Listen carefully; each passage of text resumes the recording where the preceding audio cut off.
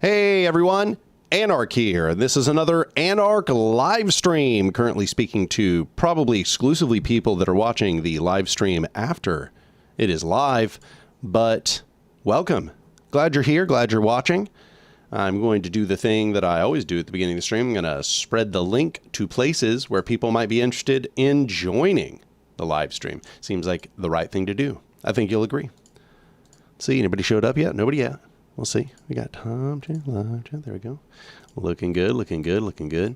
All right. So yeah, for those of you who don't know, this is, I now have a new live streaming schedule. I do these not necessarily twice a month, but every other week. So some months obviously are going to have 5 weeks.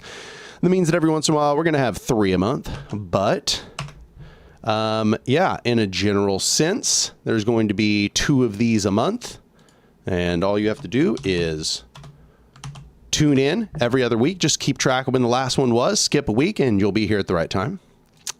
So glad to see anybody who is tuning in early. Hey, you're on. How you doing?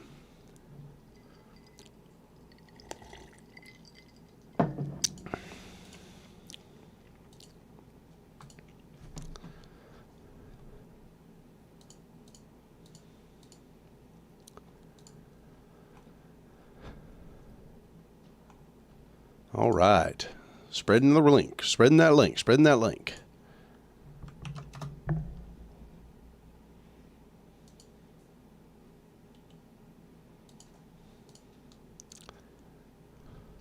All right. What's going on, Black Anarchist? How you doing?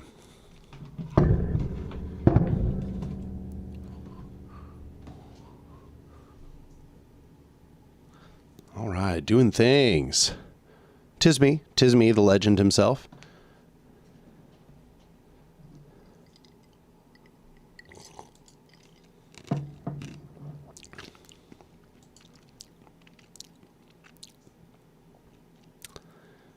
Is there at least a trough? Yes, the channel is the trough. The live stream is the trough. Consume from the trough. Not the slop title. Yeah. I have now made a second channel where I'm probably going to post like a lot of like stream clips and stuff. I may slowly transition to having like a lot of like stream clips and stuff on a second channel. We'll see. At the moment, I'm still going to keep them on the same channel. I'm still going to keep posting them on the same channel, but I might slowly start to transition to having some of the stream clips posted on the second channel instead. I'm here for the slop and only the slop. See, that's, I knew this title was going to work. This is what it's all about right here.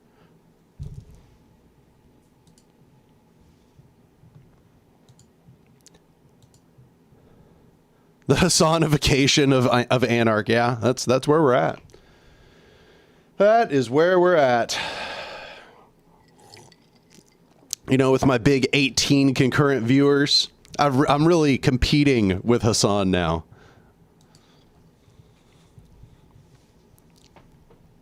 $18 viewers, 24 viewers. I said Hassan, and the algorithm was like, "Yeah, have some viewers." 6 of them.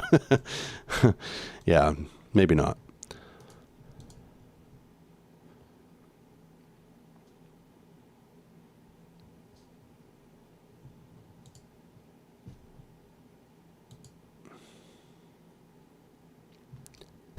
Sam says, grew up on a pig farm, couldn't help myself. Glad you're going to reserve some of it for an alt channel. Okay, well, yeah, you know, we'll see, I guess. More room in the slop trough. Hey, Freestyle Kate. Freestyle Skate. Oh, sorry. I've seen you in here enough times that I should know your name. Oh, nice. You got the notification. That's what I like to hear. Maybe things are working again. Oh, thanks for the donation right up front here, Frosty. I appreciate you getting us off to a good start.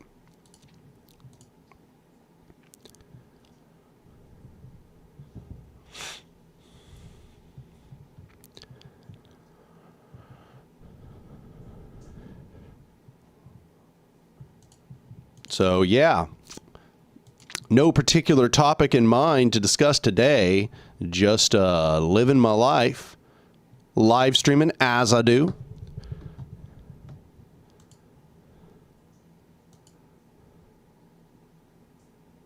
Last stream, the stream was hidden. That's crazy. I don't know what that's about.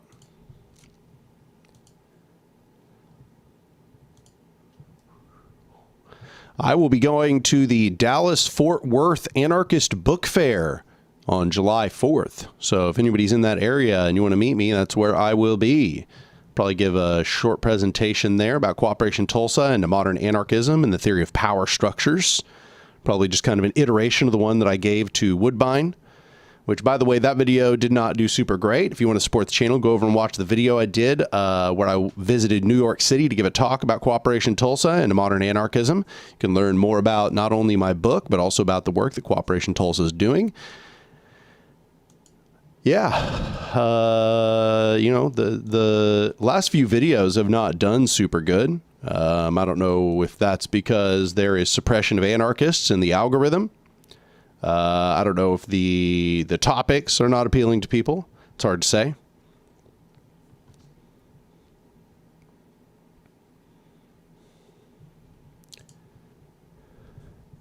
Avi says, "What's up?" As you see, I am live streaming. That's what I'm doing. I'm live streaming. It's an accurate statement. Joseph Big says, what are your thoughts on the anarchists who go after, quote, libertarian unity, working with right libertarians over left unity, working with other leftists? I think that they're both wrong-headed. I think that cooperating with ANCAPs would be just as silly as cooperating with authoritarian leftists. They're both going to betray you. They both have priorities that are not like yours. They have methods that are contradictory to yours.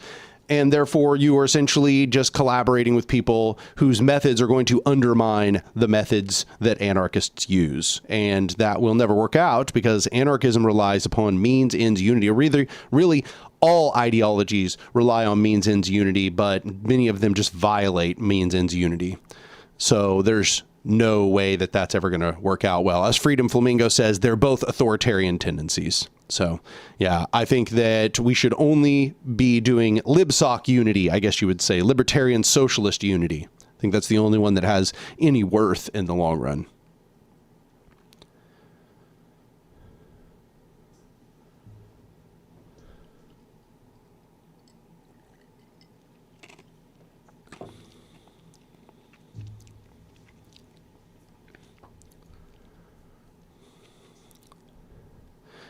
Freestyle Skate says, have you ever had any connection with the anarchists in Cuba? I have not. I'd be very interested to speak with anarchists in Cuba. If you know any, I'd be happy to interview somebody on the live stream. Amagi says, hey, have you heard about the Prairie Land defendant updates? Yes. So we have now got the sentencing for the Prairie Land defendants, and we are looking extremely, extremely punitive sentences. I am going to try to pull up the summary that I had in front of me. Give me just a second here.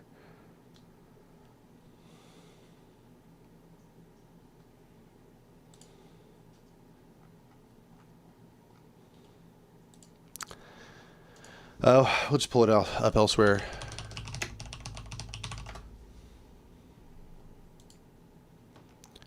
So, yeah, we have sentences of 50 years, 30 years. And let's see here. Text, I'm trying to find the one that just has a list of all of the sentencing. As usual, Google is not working. Twitter will probably be more valuable. Sadly. Twitter's a terrible place, but it's still, in my opinion, one of the best places to get news. And that's just a terrible tragedy. Because it's really an awful place. Really, really awful. Here we go. So, yeah, we have 50 years, 70 years, 50 years, and 50 years. And one of them got 30 years just for transporting anarchist zines. All of this just to remind people that anarchism is seen as one of the primary threats by the state. that they are using their suppression of anarchists in order to ramp up the broader apparatus of domination in the United States, and that this is going to affect everyone. And that means that it's going to affect authoritarian leftists. It's going to affect pretty much anybody who is against the prevailing order on a long enough timeline. Right now, you may see it only affecting anarchists, but it's not only going to affect anarchists. I should also note that really you should be taking into account that one of the first groups that this fascist regime is attacking are anarchists. Notice that that is one of their highest priority targets. That's where they are giving out the most punitive sentences. That is where they are trying to expand the apparatus of domination the most prolifically, is against anarchists. This is, I would say, a statement on maybe not the complete effectiveness of anarchist methods in the modern day, but on the threat that anarchists pose to the hegemonic fascist culture. Fascists know that their truest enemy are the anarchists. And so they will seek to single out the anarchists in order to get rid of their most potent detractor. And that is anarchists more broadly. Anarchists are the most active in anti-fascism and really have been for the whole history of anti-fascism.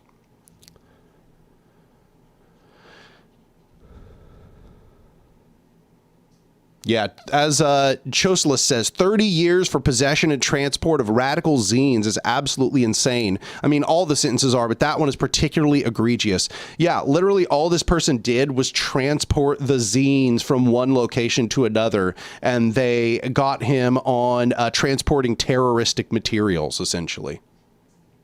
Just absolutely wild.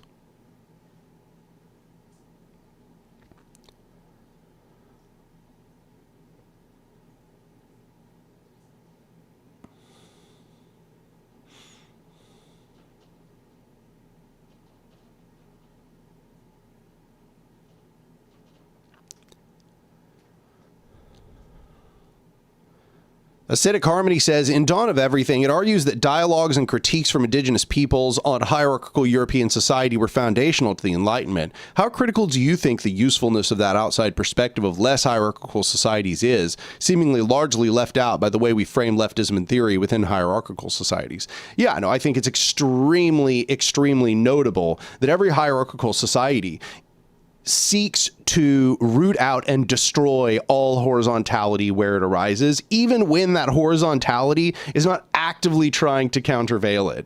Like it senses that all horizontal impulses are a threat to hierarchical impulses. Wherever horizontalism expands, hierarchy is dissolved in direct measure. And so hierarchical power structures have a potent awareness of the effectiveness of horizontality in dissolving their reign. And so they seek to destroy it everywhere that they can. And that's why, as well, that when this horizontal or more horizontal critique was allowed to proliferate into European society, it led to ultimately a change in the consciousness of Europe. And it was perhaps not directly the cause of the Enlightenment and the transformations in Europe, but it was certainly a highly influential, or it was a very impactful influence in shifting Europe toward more revolutionary values, was just having this constant critique from indigenous peoples and more horizontal societies.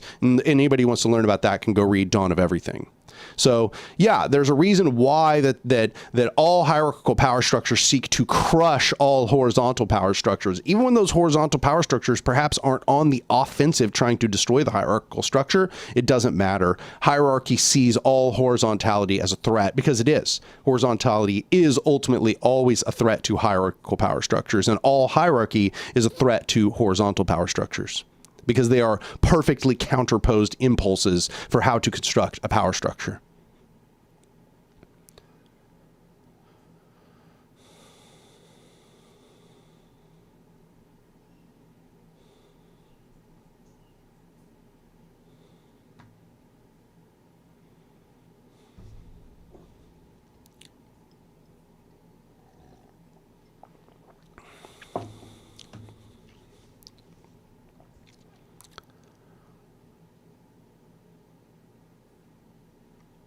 Yeah, Rabid Child is talking about similar indictments are happening in Minnesota as well. Actually, yes, I will be having an interview with one of the people who was indicted in Minnesota. That will probably be released in the next week or two, if I had to guess. But yeah, keep an eye out for that. I'll be doing an interview with one of those people, and hopefully also kind of talking with them about the movement there in Minnesota and the anti-ICE protests and the Metro Surge.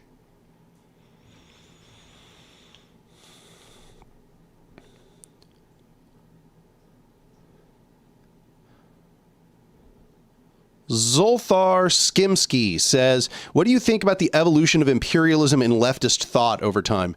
Well, I think that it's good that the left has spent more time trying to develop an analysis of imperialism. That's certainly not a bad thing. However, I have found that now there is a sort of imperialist reductionism that's taking place among the left, where there are a lot of people that I don't know if they're even on the left anymore. They are really just against imperialism, and that is their only impulse. They don't care about anything else. And that leads them to supporting a bunch of right-wing nations like Iran and Russia and China, for example. China is maybe barely still left, but I wouldn't even say they're left at this point. They're kind of just traditional capitalists with strong market controls.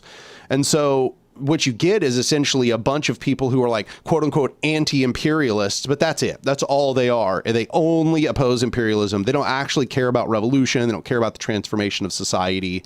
They are narrowly about just that imperialist analysis. And I think that this is a major mistake, a major, major mistake. Just like all other forms of reductionism, if you leave out all of the forms of hierarchical power, then you are just never going to achieve a revolution, because that's the revolution at hand, is the destruction of hierarchical power structures. And it will always be the revolution at hand. So the idea that you can only focus on imperialism and somehow just begin to not focus any longer on class and the relation between who owns the means of production and who operates the means of production and toward what end, and the alienation from control over people's lives and their empowerment to make decisions about the things that affect them, the freedom from domination, the freedom to explore all of their infinite potentials. These things cannot be encompassed by any one singular reduction, and the overfocus purely upon imperialism leaves out an enormous number of these extremely important factors that affect our capability to carry out a revolution. So the imperialists essentially don't seem to care about class warfare anymore. They seem to be happy with class collaboration and collaboration with all kinds of like theocratic regimes, essentially anything just to take down the United States. And at a certain point, they really cease being leftists in that process, because if they don't care about a militant labor orientation, then they really aren't leftists anymore. That is like the key defining feature, is that militant labor orientation, the advocacy for the proletariat in opposition to bourgeois domination. If that's not something you care about, you're not actually on the left anymore. If you just care about imperialism and you don't care about what I just said, then you're not on the left. And I see a lot of people who are really starting to go down this pipeline, this red-brown pipeline towards fascism, because they are essentially encountering a bunch of fascists, which also supposedly have these anti-imperialist critiques because they don't like the supposed, the overreach of the empire and how that makes it harder for that empire to help white people back at home. And so they essentially get pipelined over there by, every form of opportunist sort of rhetoric, rhetoric around, like being anti-Israel is not exclusively a leftist position. There's plenty of right-wingers who are using these sort of anti-Zionist sympathies in order to pipeline people over into fascism. Even though I'm not saying that to be anti-Zionist, of course, is naturally susceptible to that. In fact, I would say Zionism is a form of fascism. But it is to say that there is a significant contingent of the right wing who dislikes America's foreign entanglements, and that's because they want all that money to be spent at home on benefiting white Americans and doing mass deportations. And when you essentially get rid of all of your principles as a leftist and you no longer care about class warfare and you become content to engage in class collaboration, and all you really care about is what the American empire is doing and just America bad, anybody not America good, then you really fall very quickly into a form of sort of vulgar contrarianism, which will make you very susceptible to fascist rhetoric. And so it's been very, very harmful to the left.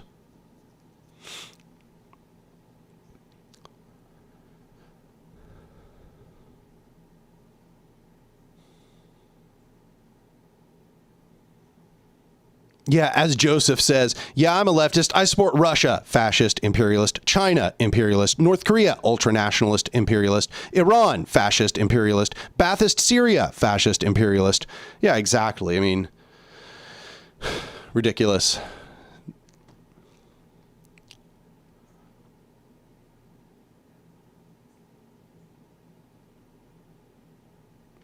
Choselus says, it might be remembered that Stalin and other authoritarian leftist projects also abandoned class warfare after they had successfully become the dominant class, although they maintained the aesthetic. That's exactly right. And you'll find that this is what authoritarian leftists almost always do. When they get into a position of power, they abandon class warfare and they choose class collaboration instead.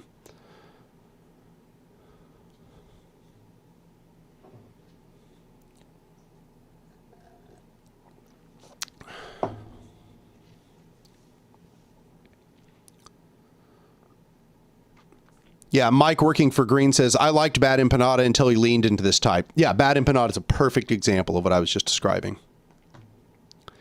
I don't think he necessarily is a fascist, but I think that he is definitely falling down the pipeline little by little, and he's certainly helping pull people down the pipeline.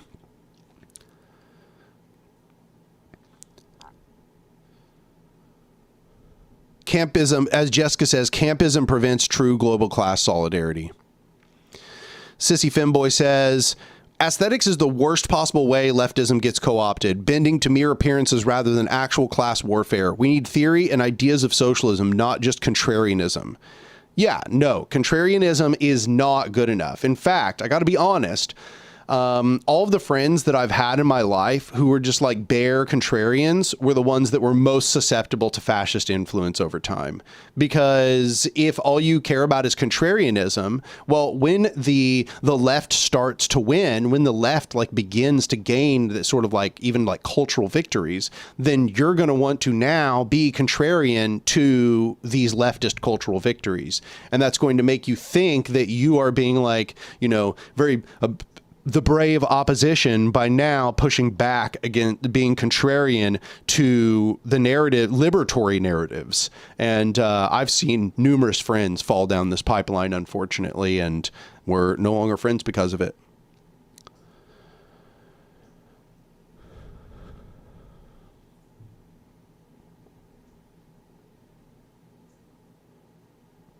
Joseph Big says, did you know that Russia and China are the top arms dealers for Myanmar's fascist military junta? I did not, but that does not shock me at all. That does not shock me at all. I'd want to read into it more, but that's I'm glad you told me about that. I'll go research it.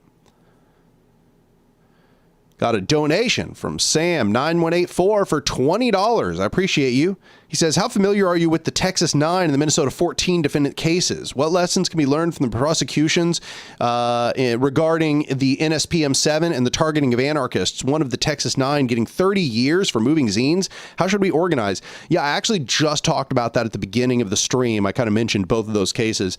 I will actually be having an interview with one of the Minnesota 14 and hopefully getting some enlightenment on the cases, but also just kind of on the movement movement there and how it worked, because I consider that to be one of the most important things for us to study right now.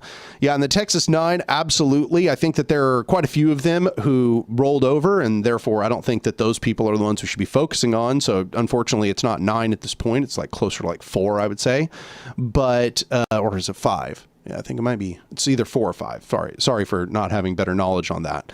But yeah, I mean, these are definitely going to affect the way we organize, but it's not entirely clear how they will affect the way we organize until we really kind of like see the longer arc here. But I think it's very clear that there will be an impact, and it will change the way that we have to think about our rhetoric and think about what materials we can spread and think about what we can say in public and so on and so on. So there may have to come a period where, like the anarchists in France did a long time ago, we will have to begin changing our rhetoric and changing the names that we give to things in order to avoid more explicit identification with names or words which would make us be considered terrorists. And I just want to note to people ahead of time, this should not be seen as like, a cowardly concession to be done. In fact, it is something that anarchists have had to do in a variety of circumstances. Being an anarchist has been outlawed numerous times in numerous places.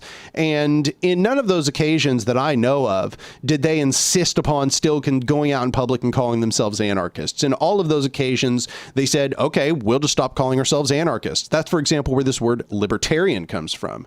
And I think in that occasion, we should be happy to just call ourselves whatever works. And I'd like to advocate ahead of time that we transition to calling ourselves horizontalists. And I think this is very valuable because it also allows us to then begin pulling in a lot of people who might have negative associations with the word anarchism to begin with. I've already begun identifying as a horizontalist to that normal average people, I suppose. And I only call myself anarchist when I'm around somebody that I think is like open to like a really kind of like rich discourse or already knows what I'm talking about. But I think that we need to kind of be conscious. We should not cower away from the tasks at hand. We have to continue doing the things that are necessary, but we also have to, take into consideration that being like openly identifying as an anarchist may soon become something that we're not going to be allowed to do.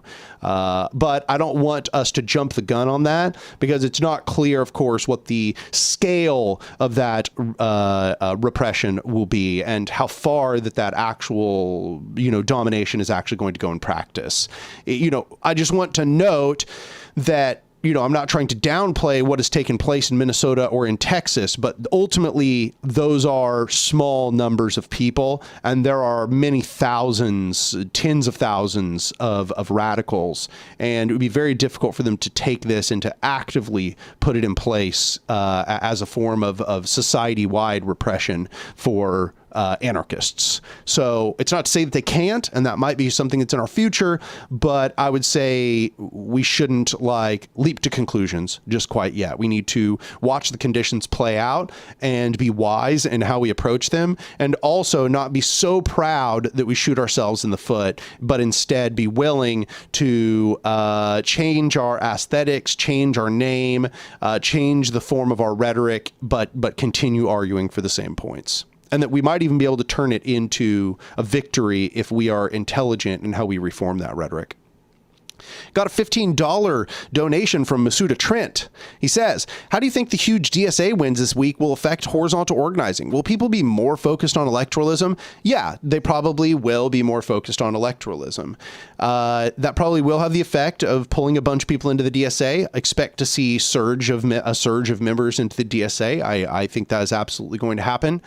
Ultimately, I think that, we should probably all be happy that it's DSA people rather than Democrats. But I think that those of us who are committed revolutionaries need to stay committed to building the alternative within the current conditions. And think about it this way. Even if you are somebody that believes that this is like really important, and that it's really, we need people in the DSA to like win victories and all of that. I just want to remind you that in history, the only thing that makes any of these electoral wins meaningful is when a movement on the ground is fomenting at the same time. If there's no movement on the ground, then parliamentary victories will amount to nothing. There has to be teeth behind everything. If there is like a big popular surge for leftist ideas, and it actually kind of seems like there is, even though we're living under a fascist dystopia, then we have to build those popular the containers of the popular will that are going to take that energy and put it into the construction of revolutionary alternatives. And those of us who have like a committed revolutionary orientation, those of us who have, you know, what Gramsci would call, you know, what did he call it? Revolutionary pessimism, or I think you all know what I'm talking about. Pessimism of the intellect, optimism of the will.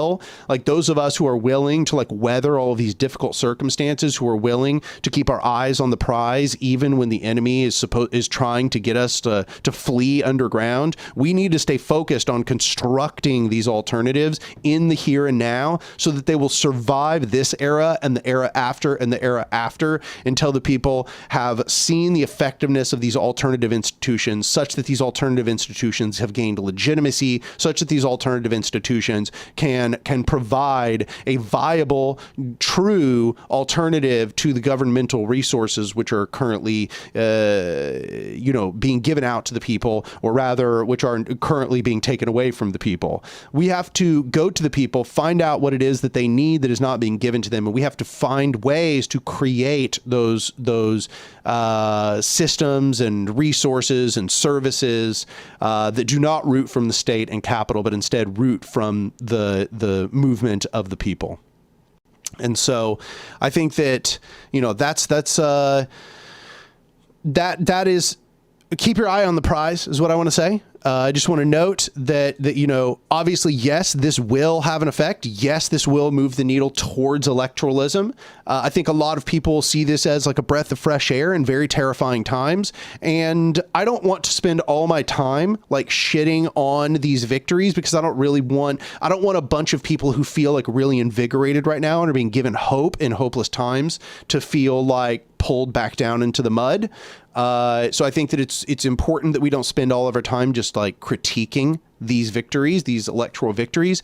But I think it's really, really important that those of us who do have our eye on the prize, who are revolutionaries and not just reformists, continue to do the work of revolutionaries, even while people's attentions may be pulled elsewhere. And I also want to note that, like, during the Bernie era, for example, even though like Bernie and a bunch of his people, like, you know, won elections and all of that, and that like invigorated people towards electoralism, that was also an era where a lot of a variety of different kinds of organizations sprung up, and a bunch of different leftist ideologies sprung up at the same time.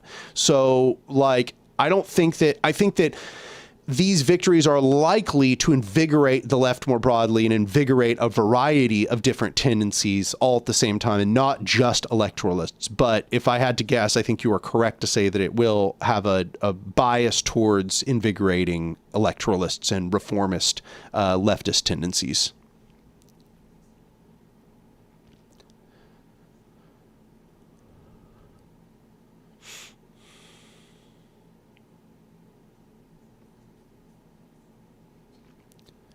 Freedom Flamingo says, how do you see the main difference between platformism and especifismo? I see less class reductionism from the latter and more opportunity for fighting all domination through social work and insertion.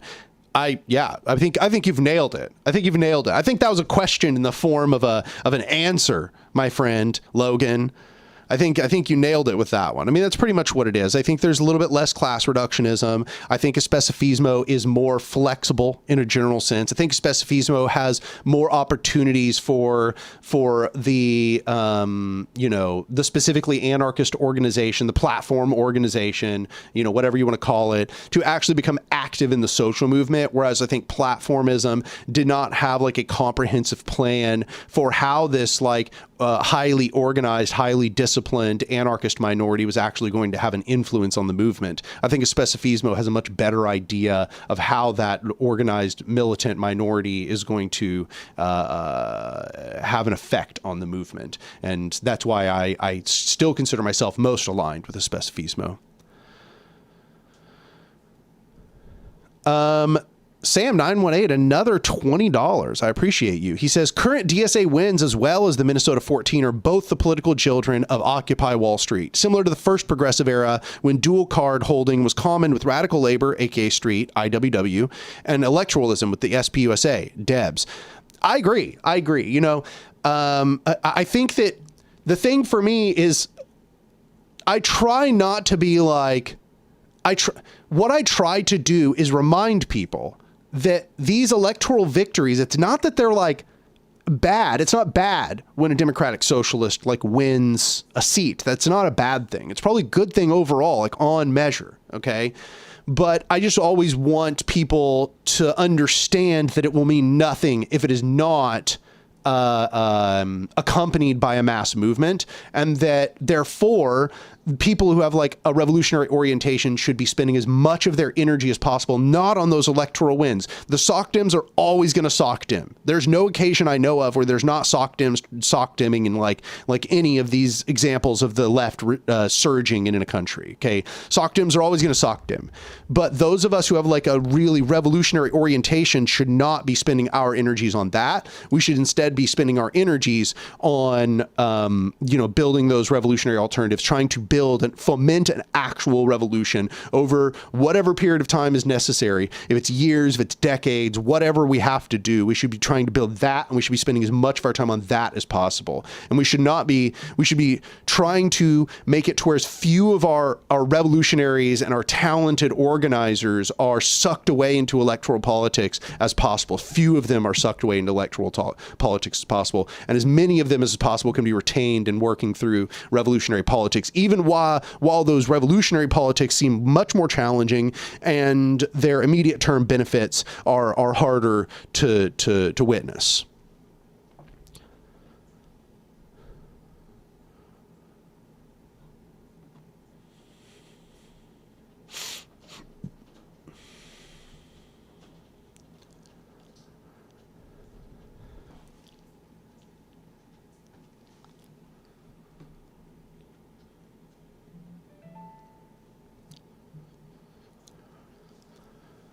Anarcho-Rileyism says, I'm excited to see a response to socialism for all. More anarchists should be doing videos explicitly responding to ML slander because it's so pervasive in leftist spaces without much pushback. Yeah, no, the video is pretty much already written. In fact, if you would like to see the script, that same video is going to also respond to Bad Empanada's video. If you would like to see the script of that video, it is not complete, but basically complete. And all you have to do is become a patron for any amount. I'm going to link my Patreon. Oops, there we go. Boom, boom, boom, boom. Please go over and become a patron for any amount. Right now, I've had like big pet bills, like Lorenzo got a UTI, and I've had to spend hundreds of dollars taking him to the vet and paying for his meds, and I'm literally going into debt. I've had to get a credit card for the first time in my life in order to keep Lorenzo happy and healthy. And so going and becoming a patron is like more important than ever.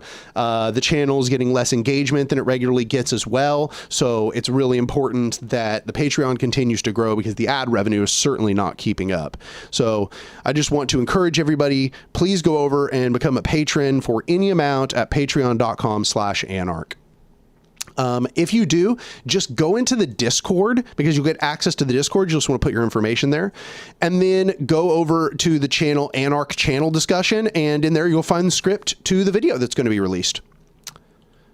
So yeah, looks like one person already took me up on that offer. I appreciate you. All right, back to the live stream. Also, just want to, let's see here.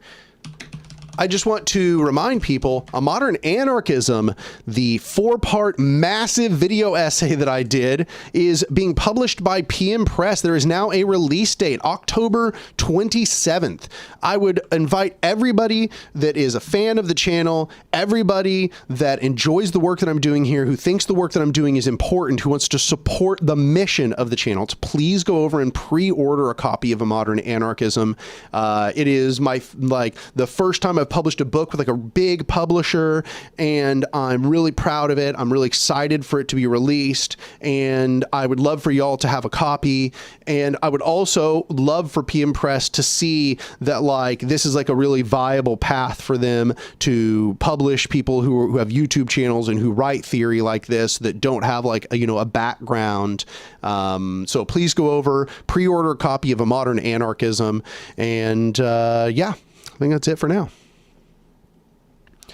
Yeah, Jessica says the Fed jacketing from MLs while Prairieland anarchists are getting heavy prison sentences. Yeah, exactly. It's ridiculous. Absolutely ridiculous.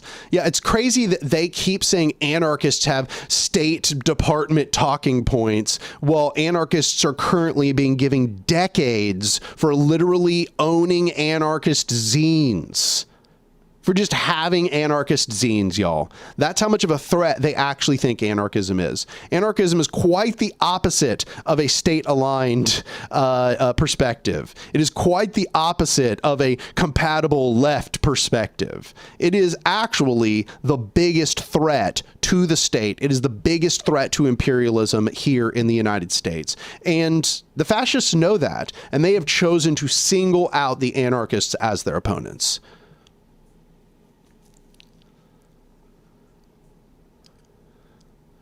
Yeah, thought crime time, exactly. Isn't it? Isn't it great?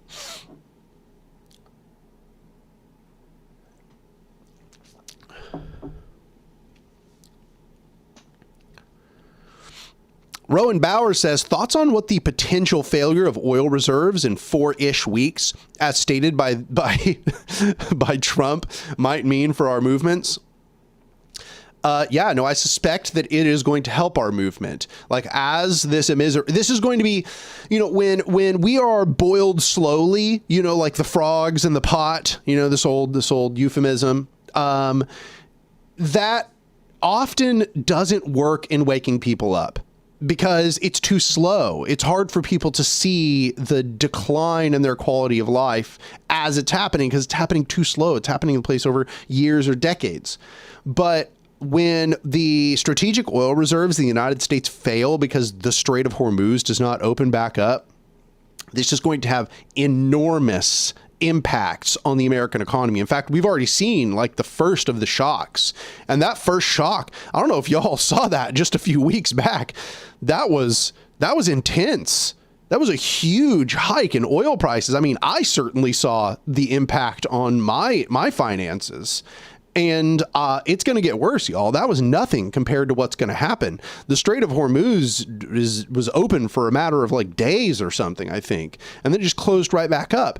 And it's not going to open again because Israel cannot help but violate every ceasefire that is signed. So there's no way for the United States to actually make a productive deal with Iran because Israel will not listen to anything that the United States tells them to do. Israel is essentially a rogue state that has no willingness to abide by any contract which tells them they cannot spill more blood.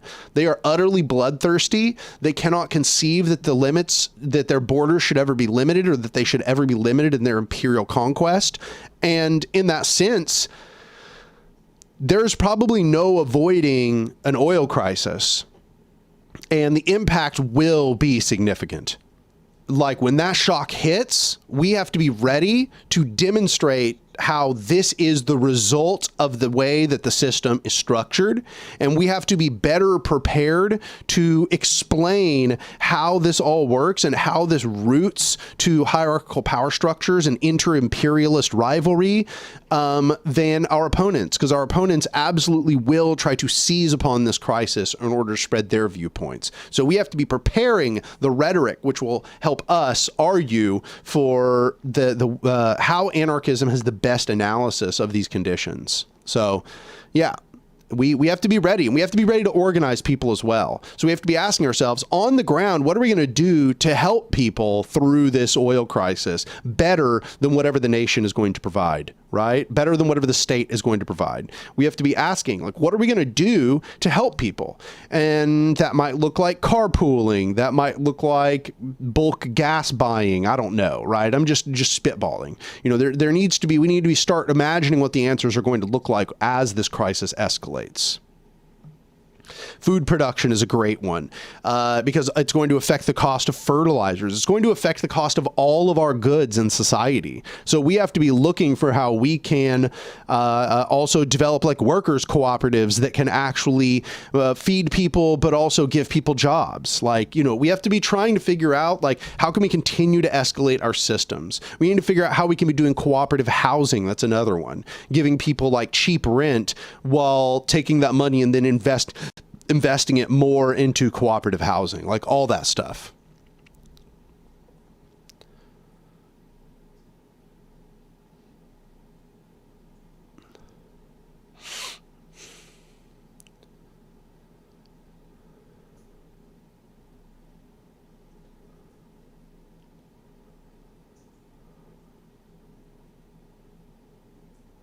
Something 1600 says Occupy 2. If we do it right. If we do it right. Milton says, hey, Anarch ETA on the next vid. Either the 3rd or the 10th, probably. I would say probably the 10th. Well, I don't know. Maybe the 3rd. Hopefully the 3rd. The script is written. Now I have to record it.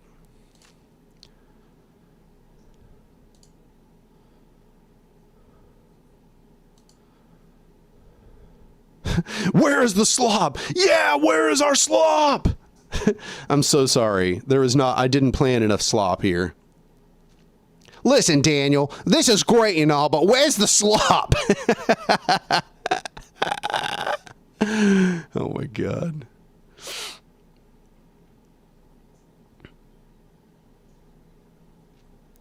Masuda Trent is a little piggy.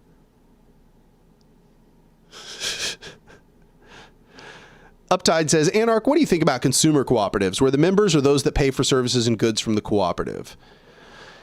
I think that it's insufficient. I think that they're better than regular corporations, but marginally so, because I think that the fundamental contradiction to be dealt with here is the worker's alienation from the means of production. Now, don't get me wrong, the consumer is also alienated from consumption, or rather the capability to consume and to get the things they need. But I think that it's more important that it's a workers' cooperative rather than a consumer's cooperative. Melkor gave $40. You're always coming in clutch. I appreciate you. He says, rare time I am semi-early to the streams. Also, I love that you're streaming more. Well, I'm glad that you're happy I'm streaming more. Honestly, streaming is easy. Like I've purposely held back on streaming more because streaming is easy. I can do this. Like, this is not like super hard for me. And then the clips are easy to turn into short videos and all of that. And yeah, no, I've only avoided it for the reason that I think that it's kind of a perverse incentive to do it too much, because it kind of just lowers the tone of the channel. The problem is I don't think people are as interested in video essays these days as they once were. So even though I want to write video essays, I'm not sure if my audience, or if the broader YouTube audience, is as down for a bunch of video essays as they once were. I also think there's kind of like an exhaustion people have for like high level theory right now. And maybe that will change as conditions change and people become more like hungry to learn more. Because like, you know, like every time there's a big wave, there's an invigoration of popular energy, and then people are willing to learn. And then perhaps then people will be like more down for my video essays. But right now it seems like people want kind of like low effort stuff. And insofar as that's the case, I'm going to just live stream and stream clip and keep working on my video essays in the background so that they are ultra high quality by the time that they come out. Sam918 gave another $5. Damn, bro. Speaking of Hormuz and fertilizer, joke's on you for saying I was crazy saving all my pee to survive the end of capitalism. So true. So true. Yeah. No, I'm eating my words on that one. Yeah, I can't believe I made that mistake. You know, you showed me. You showed me, bro. Kiko Splendido says, nah, video essays are goated. I'm super glad to hear that. Wales says, we have no slop, I guess, just analysis and interesting discussion with a hands-on long-time anarchist. Damn. Yeah, you're right. False advertising. Melkor says, I know that you don't want to become a slop channel, but it's great content to listen to in the background as I write and do my job. Yeah, well, I think that's the case. And I've heard numerous people say that like they need more like committed anarchist podcasts and stuff. And I guess it's kind of fulfilling that need at the moment.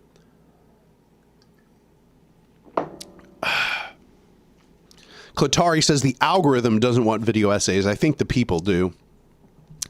Maybe, I don't know. You know, it's like the videos I put effort into just don't do well. Like the Woodbine presentation, y'all. I fucking wrote a presentation. I flew to New York City. I gave the presentation to an entire room of organizers. I came home. Me and Violet filmed all of this footage. We came back. We edited it and produced it for weeks. And the video has 4,000 views. You know, I mean, it's not a video essay, but it's certainly, it's a lot higher effort than these streams, you know. And then I release a stream clip that says Marxism, Leninism doesn't work. They're lying to you. And it gets 13,000 views. I put like no effort into it. Literally just clipped that shit out of a live stream. Very, very discouraging. I got to tell you. Yeah, very, very discouraging. But I am very committed, you know, like the truth is that I am doing this with the full knowledge that it is an uphill battle. I'm doing this with full knowledge that I may face forms of persecution, prosecution, whatever it might be for expressing my viewpoints. That's just part of what I've committed myself to.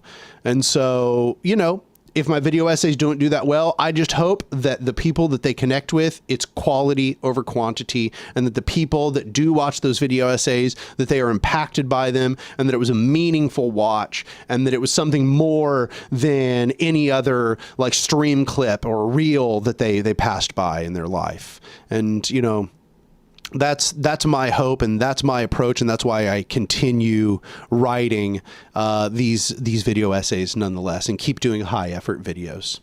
Yeah, or House is on Fire. That's another one. House is on Fire. Y'all, I did so much research to write House is on Fire. I literally went and researched scientifically validated models for changing people's perspectives. And then I used like editing software or apps in order to get it to edit my work down to like a 5th grade reading level.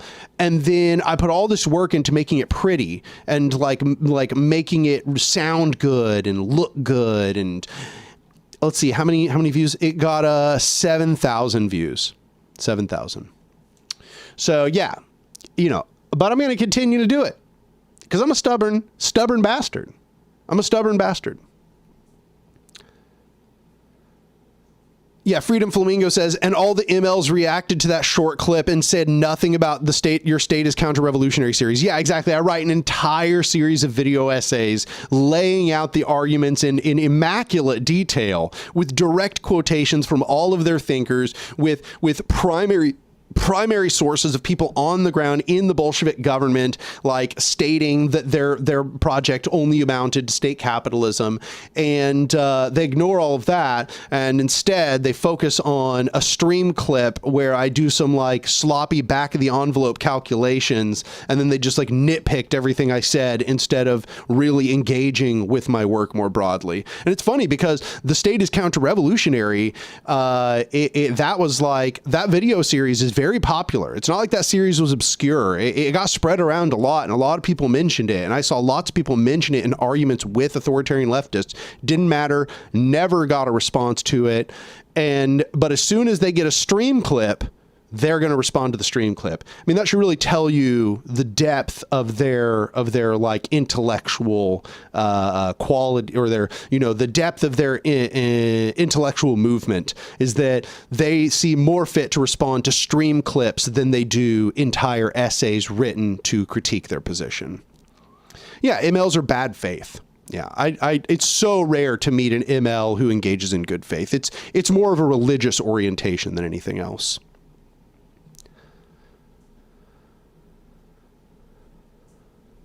Got $1 from E Prieto, and I appreciate it. Thank you so much for that. I appreciate every amount that anybody can donate. Rowan says, obviously you need to hit a 3rd grade reading level. I mean, I guess, damn. Olor says, Anark, seriously, I'm not trying to be parasocial, but your videos have helped me immensely and been a great resource. The state is counter-revolutionary was critical to escape the email pipeline. Well, I appreciate that. It's precisely what I wrote it for, was to help people like not become counter-revolutionaries, essentially.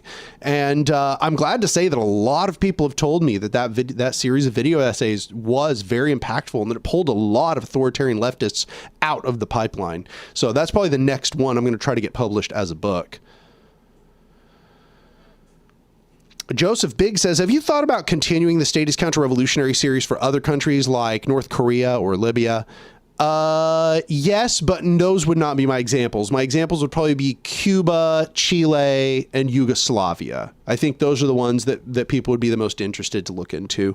And maybe Vietnam, but maybe not. I don't know. Vietnam's interesting, but I think that when we look at Cuba, Chile, Yugoslavia, those are all unique examples. Those are different from the USSR and Maoist China in ways that I think make them stand out. And we get to kind of learn something new when we look at those examples. I don't want to kind of just like repeat examples that have too much in common with one another, because then we're just like, yeah, we already talked about this. It's like the same thing happening again. I want to look at things where it's like, look, they tried it differently here, still didn't work. Hey, look, they tried it even differently again here, still didn't work. You know, like that's what I would want to do.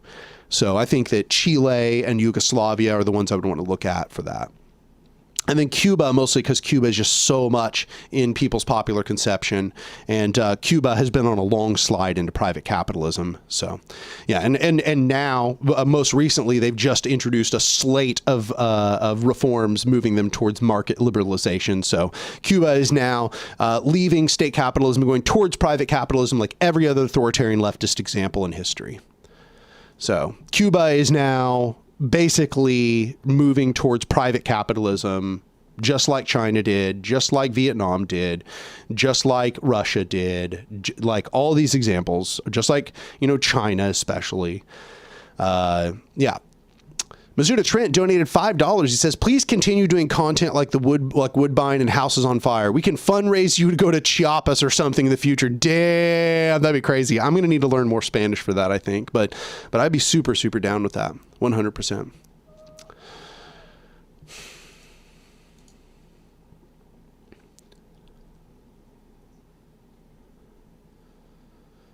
KX. Wow. Okay. This is a numerous part comment. He says, sorry for the long text here. I'm disillusioned lately. I'm starting to see people who identify with radical leftism and its labels, yes, even those taking it as seriously as this community, as being in insulated schools of thought that lead to endless defensiveness. The issue goes deep. I find us unable to actually create safe spaces for good faith disagreement. I think this issue goes a lot deeper than I'm able to summarize here. I feel that our leftist labels are forming groups which find such labels to be ways to form safe identities. I actually agree with this. I don't disagree with this. I guess the thing is like, I don't think that this critique undermines any of the political project that I've ever laid out on this channel. I think that this critique is just one of many hurdles that we have to face in this process. It absolutely is the case that, for example, leftist labels form groups which find the labels to be ways to form safe identities, and that these identities are overriding of actually doing praxis in the real world. And you'll find me saying that all over the channel. And it's also why that you'll find I use terms like libertarian socialist or horizontalist just about as much as I use the term anarchist. And that's because I'm not super attached to any one of these labels. Now, don't get me wrong. I do think that it's important for us to recognize our roots in the anarchist movement, to recognize our history, to know where we came from, and to know what our victories have been, to know how far that we've progressed into a society that we're all trying to achieve. I think that's still super valuable. But I'm also not like, I think that it's really important that we're not really super doctrinaire about all of the labels that we use. Let me see if I can find, let's see here, Zoe Baker's Means and Ends. She talked about this at one point. Let me see if I can find, let's see.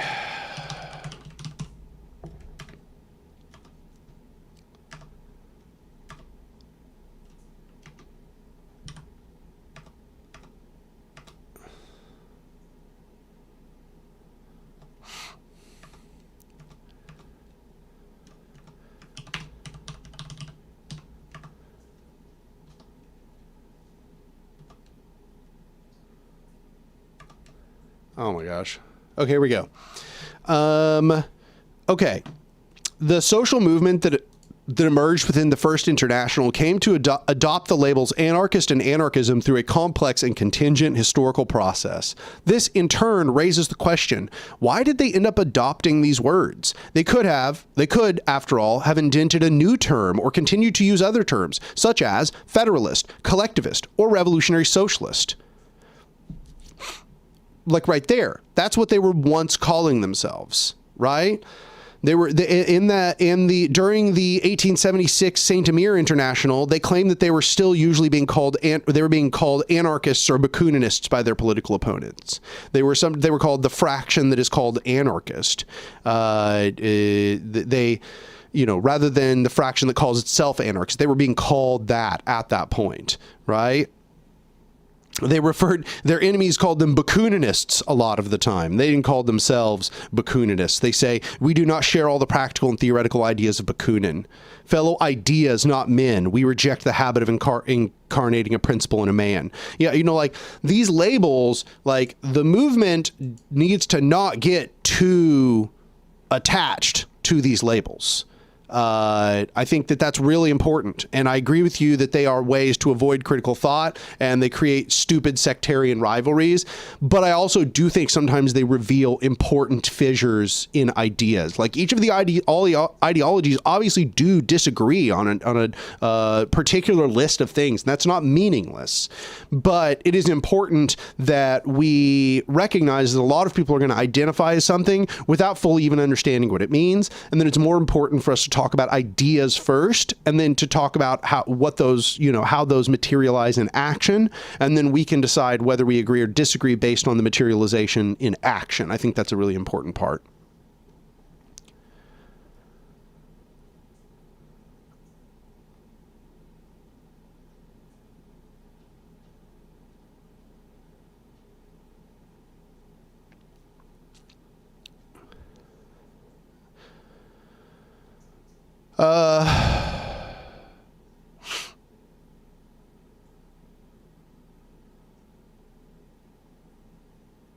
Steve Norrington says, as a community organizer, how do you get people to show up to events? I've struggled with event attendance in the past. I would like to get some advice. Well, I think first of all, you need to ask, who is your audience? Do you want to show up to the event?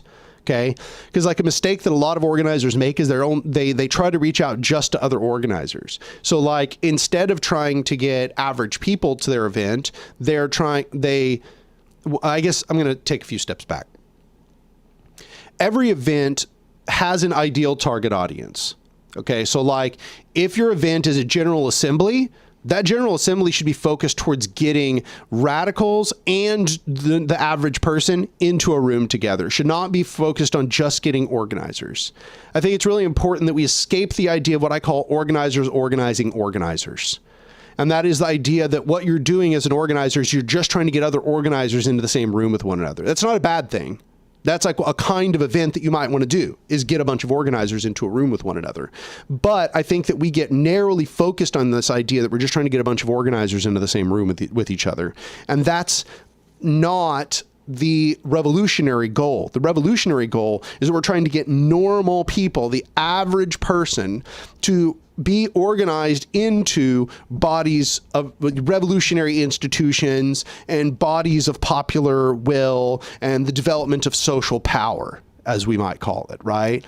This is what we're supposed to be trying to do, is create broad-scale horizontal power structures, not just power structures that are narrowly ideological and just contain our militant minority.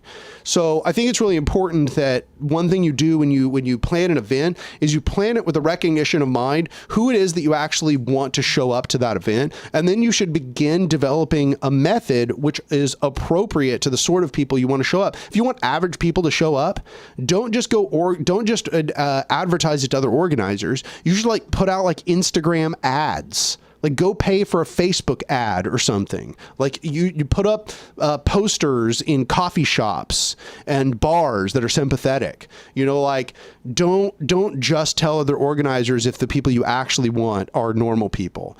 And vice versa. If what you want is organizers and you're trying to get radicals or would-be radicals into a room, you need to target those people properly. You need to reach out to other organizers. You need to tell them when the event is going to happen. You need to remind them the event is going to happen a few days before. You need to remind them the day of the event. Do not assume that people are just going to remember what you told them like a week ago or 2 weeks ago, 3 weeks ago. You need to remind people. You need to give them a date. You need to give them an exact time. You need to tell them to put it into their calendar. You'd be like, oh, hey, you know, just remember it's going to be 7 p.m. on the 12th, and then be like, you know, put that in your calendar. I'd really like for you to be there, you know, like be very proactive in helping them remember, because it's a huge part of the reason why people don't come to events is they just forget that they're happening. It's a big part of it. People forget that they're happening until like it's already happening and they've made other plans. I think that's really important that you help people recall that your event is taking place. So those are just a few tips off the top of my head. I'd have to know more details to know what better tips would be for you.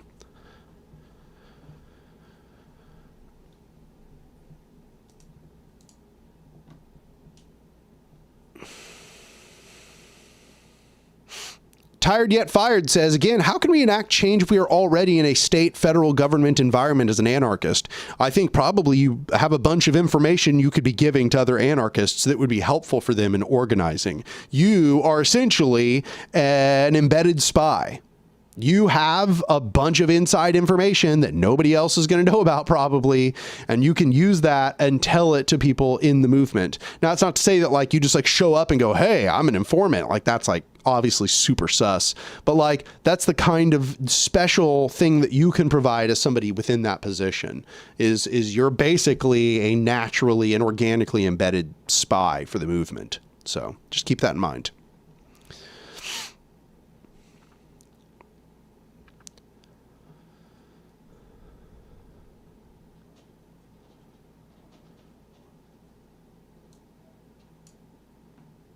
Got another €5 from Frosty. Frosty coming in clutch. Always coming in clutch. I appreciate you.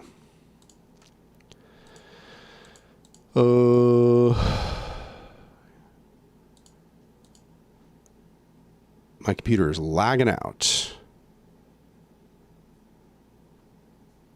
Give me just a sec. I am... Let's see here...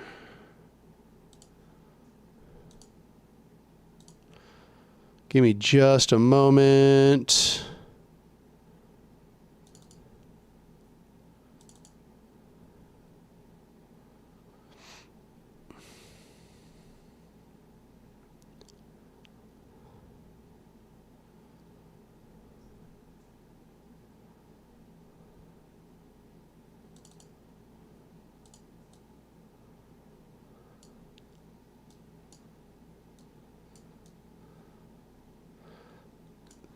All right, be right back. Gonna use the restroom.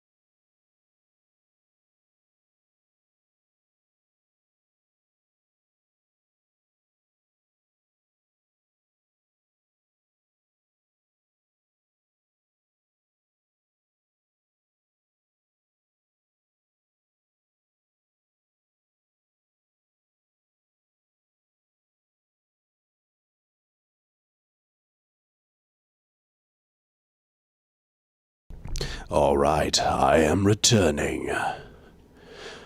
I am returning. Boom. See, I'm back.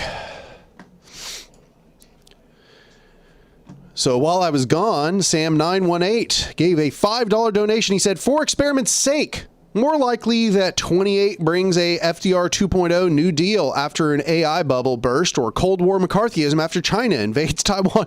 Wow, this is definitely some this is speculation right here. Let me really think. Like I'm going to search my heart.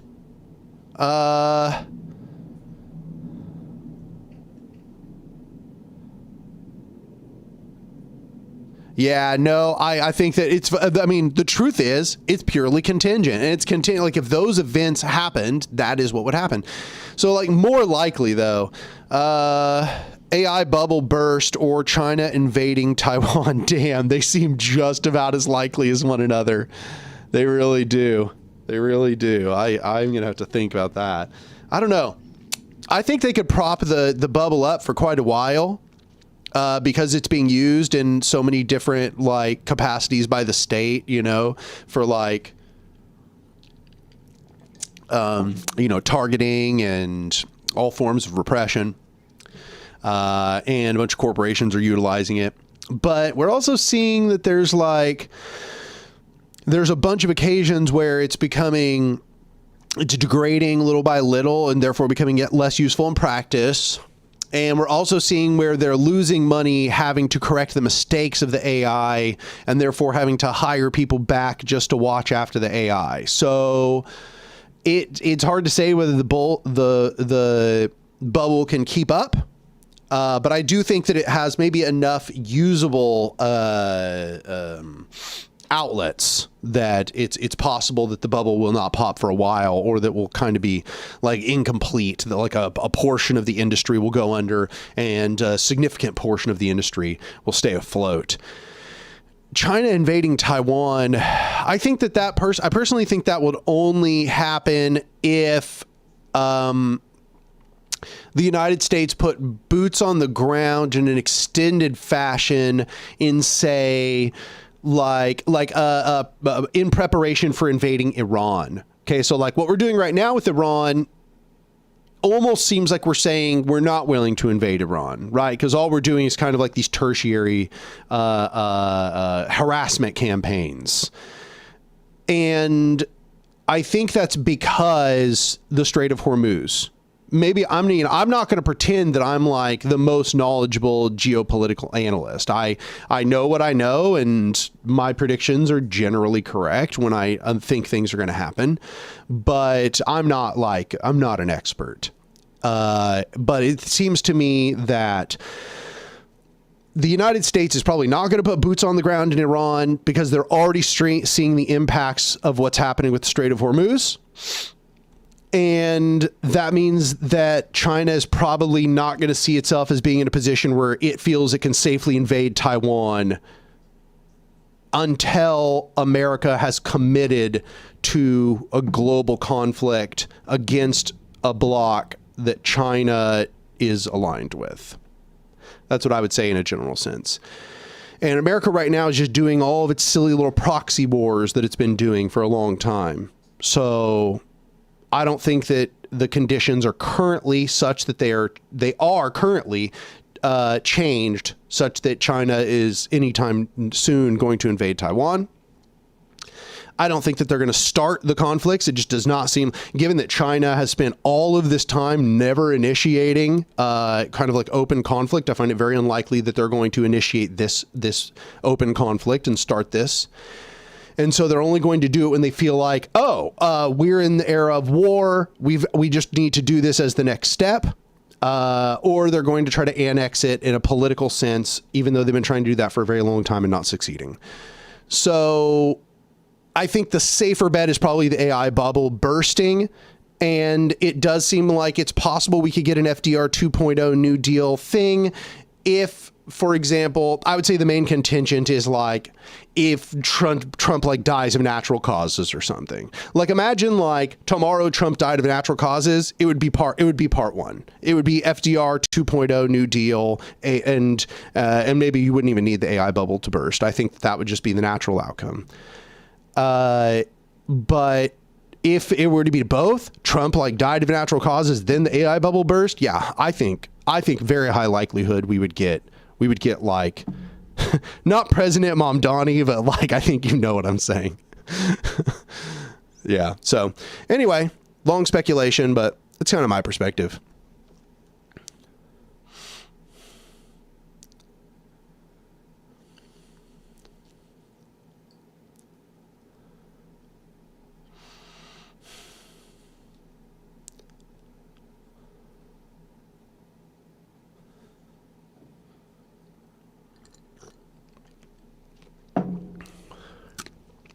Wow, I made that drink really strong. Whew.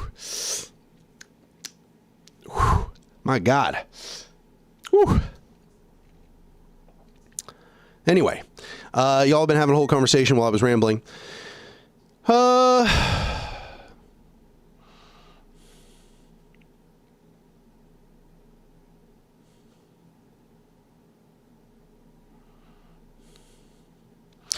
Knowledge and Defense says, is class struggle not a contradiction of the ANCOM motto to cooperate, don't compete, and vice versa with class collaboration? Or if it is an exception, isn't that violating means ends unity? I find this to be an interesting question, but I disagree. And the reason is this. Anarchists aren't advocating that, I think that this falls, I mean, first I'll just say, I think this falls under the category of self-defense. So like, you're not supposed to, if you want a world where the systematic default is cooperation, then that means you are going to have to compete with the people who only want competition. So that means you're going to have to beat them out. You're going to have to succeed in bullying them out of society. And I view this as self-defense, because hierarchy is a prevailing structure of domination. It persists and perpetuates itself into the future to create more domination and therefore to undermine the persistence of cooperation as a social principle, not as an individual precept, an interpersonal precept, because that's one matter. Okay, we can just talk about like the interpersonal aspects of cooperation and competition.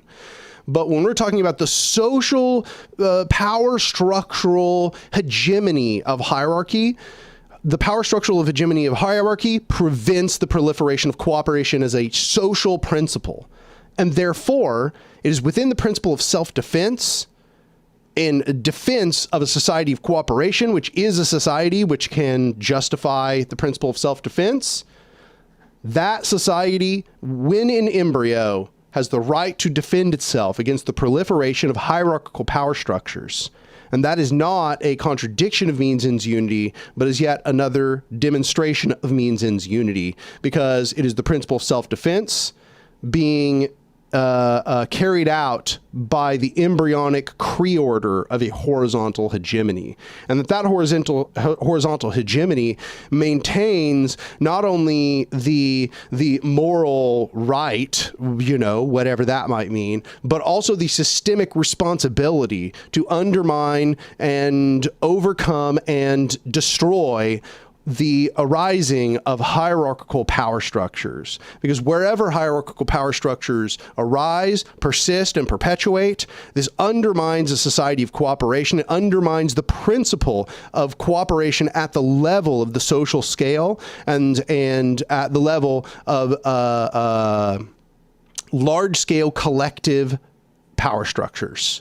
So that is to say, the war of horizontal power structures against hierarchical power structures is in accordance with means ends unity, because it is an exhibition of the right, or rather the systemic necessity of horizontal power structures to persist and to perpetuate themselves in reality.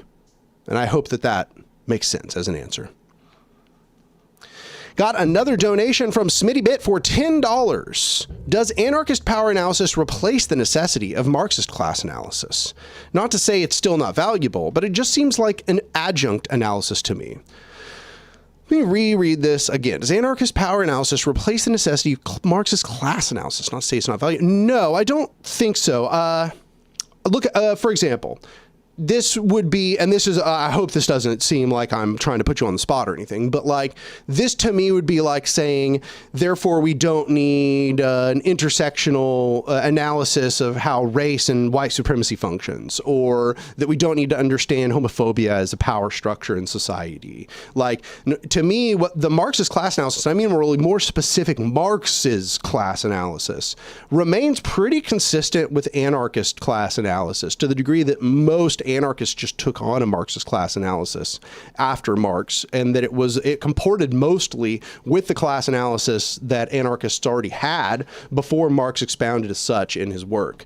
Marx was a popularizer of the view of labor theory and the outcome of labor theory of value and alienation from control over the means of production and the destructiveness of the commodity form. All these were things that were like popular within the milieu of the anarchists at the time, but they were things that were like very popularized and put into place and formalized, I would say, by Marx in a way that they had maybe not been beforehand.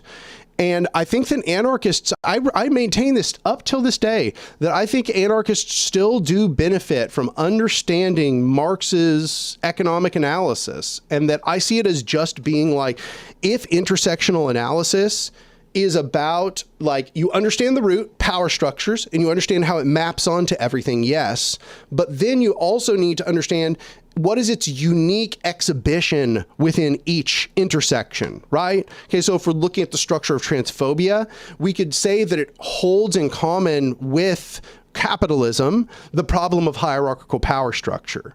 Okay, like that is like its fundamental flaw in the same way across both. But we would then want to hopefully go into each of these individually and understand how hierarchical power structures function uniquely within those circumstances. And this is actually at the heart of what intersectionality actually is, by the way, not the vulgarized form that liberals tried to practice, but instead this is like what actual intersectional theory, like a la bell hooks, looks like. And so when I look at a Marxist class analysis, like, maybe there's a few flaws here and there, but it remains a really good default analysis for understanding the form of capitalism and what, by contrast, a socialistic or communistic society would necessarily look like in order to model features that are not like capitalism, features that undermine the capitalistic property relations. That being said, there are alternative models that are perfectly good. You know, I think capital's power is pretty valuable. I like it. It has a lot of interesting insights. I think it comports very cleanly with anarchism. And this is also not to say that I don't just support anarchists taking a power structural analysis and saying, all right, I'm going to do this without Marx. All right, I'm going to do this without name the major figure, and instead I'm going to take the power structural analysis. Instead, I'm going to create the power structural analysis as my default. I'm going to take this forward. I'm going to develop scholarship on that. I'm not saying I oppose that or I think that's wrong-headed, but I do think that at the moment, the Marxist analysis of class is still highly valuable and can be easily matched up with the power structural analysis, especially by way of an understanding of the Marxist theory of alienation. So that is my opinion on that.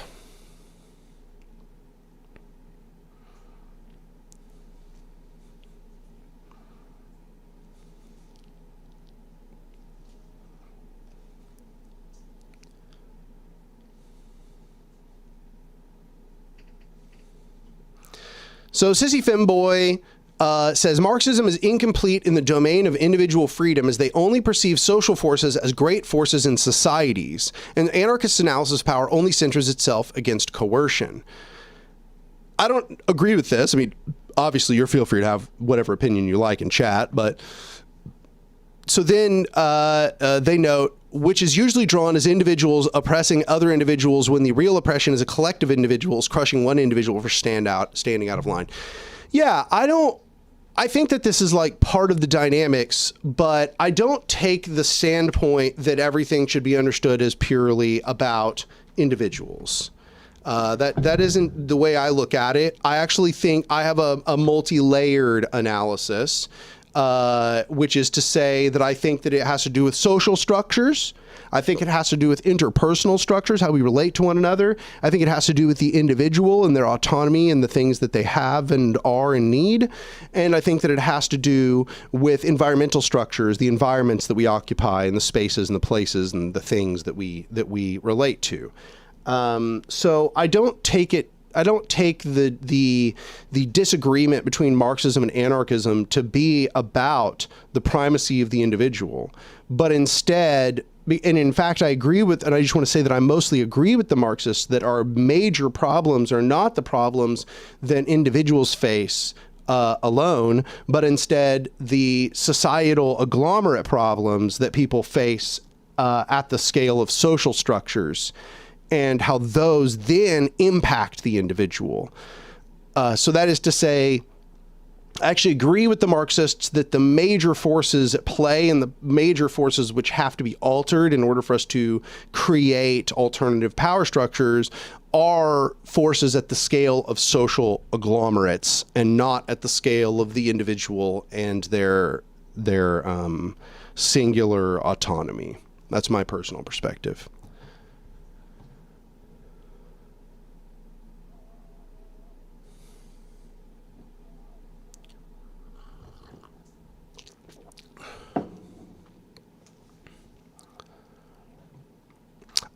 Just got a donation from SodiPop9304 for $20. They said, with the development of especifismo in South America and anarchist projects in Sudan, do you foresee anarchism becoming more prominent in the global South, especially as MLs devolve further into class collaborationism? My answer is, on that one, yes. I do actually think that especifismo has legs. I think especifismo is already demonstrating its effectiveness. We're seeing numerous especifist organizations pop up in Brazil and in South America more generally. I do think that eventually this will filter into the revolutionary consciousness of South America, and I think it's already beginning to do so, although perhaps not at the rate we might like. And I do think that it will probably be correlated, as you say, with the rise of class collaborationism and advocating for class collaboration by authoritarian leftists, because it's something we already see that they're doing. So, yeah, that's my perspective. I think you've pretty much nailed my view here. I'm not trying. I don't think I'm being optimistic. I think I'm being realistic. I think that this is just what we should expect to happen. And I think that the fact we're already seeing a proliferation of specificist organizations in Brazil, such they need to form a federation, as being an example of that fact.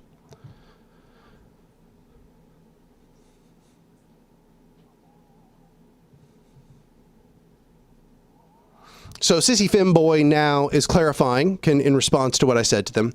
They said, multifactorial oppression is true. I agree, Anark. It's rarely one individual forcing their thoughts to society. It's always a previous hegemonic idea in society that gets pushed towards supremacy. Fascism is just liberalism, but without the nice parts. It's always the collective of oppressor against the oppressed. This is the reason why a worker alone can't do anything against the entire bourgeois apparatus fucking them up. Exactly. That's what I think as well. It's about that social agglomeration of powers. That's the real thing we should be thinking about, is the not like the largest of all large scales, but like scales of power structure, power structural leverage. Yeah, that's what I would say. Layers of power structural leverage, and then we understand where the leverage is and how to reverse the leverage at various levels. That informs the content of which groups organize together meaningfully in order to create change. And because at larger and larger scales, interests begin to align among all people because of their common interest in destroying hierarchical power structures, that then creates the necessity for universal federation at scale, and therefore the unity of struggle against the oppressors ensures the unity of struggle against those who are the oligarchs, those who have the hierarchs, as we might call them, the people that are at the tippity top of all of the structures together. Those people are unified enemies. We organize together with those enemies in mind, with that class orientation, understanding us as the people who benefit from horizontal power, they as the ones holding hierarchical power, who benefit from the maintenance of hierarchical power as opposed to horizontal power. I think that is the orientation that we must take, and that is what will allow us to create a revolutionary constituency that is not only local, not only regional, but global, but universal, not only to humans, but to all beings.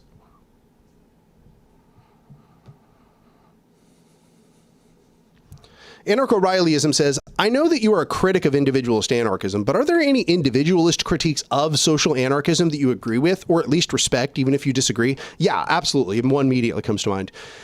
That is one thing that I have found to be true, that the individualist anarchists tend to say of more organizational orientations, it just is something I've observed, is that organizations get big and then they have inertia. They don't want to move super fast. They want to plan everything. They want to think it all out. They want to work out all the details, and then they want to move with unified action. And the individualist anarchists, or the anti-organizationalists, I suppose I should say, they have pointed out that this sometimes leads to them not being very agile, them not responding quickly to the circumstances at hand, and therefore sometimes stymieing reflexive direct action, which is important, even powerful, because they want more time to create unity of action, more time to plan and detail out the response, which then leads to a sort of slowness, a sluggishness that makes the organization at scale then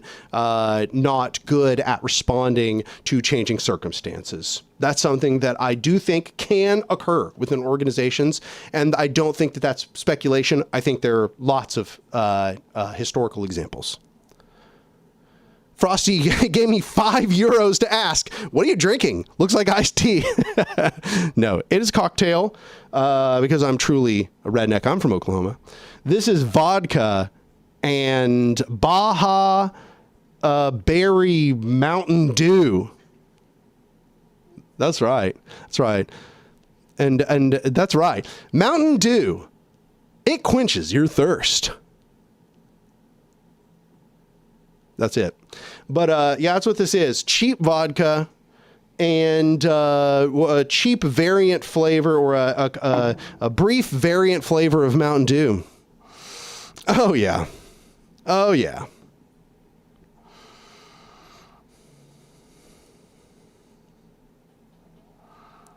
Powis says, historically, would you say a speciesism or platformism has had any success? The CNT, while it was not a synthesist organization, was closer to it than a speciesismo. Oh, it was closer to synthesism. Yeah, well, I think it's important to understand that the CNT and the FAI merged together because the FAI was the militant minority within the CNT. In fact, the FAI kind of fulfilled the purpose of a platformist organization or a specificist organization within the CNT. Like, the CNT was a broad trade union where if you were a worker, you could join it. That made it very powerful. That's a good thing. But the FAI was the militant minority of anarchists within the CNT. And that was what was able to drive the CNT to take on more and more radical orientations. And so, in a sense, even though the CNT was more organizationalist than the FAI was doing what platformists and specificists advocate more clearly, I think, than the CNT was. The CNT was a workers' organization, and the FAI was an anarchist radical minority that was within the CNT in order to push it towards anarchist radicalism and not simple trade union consciousness.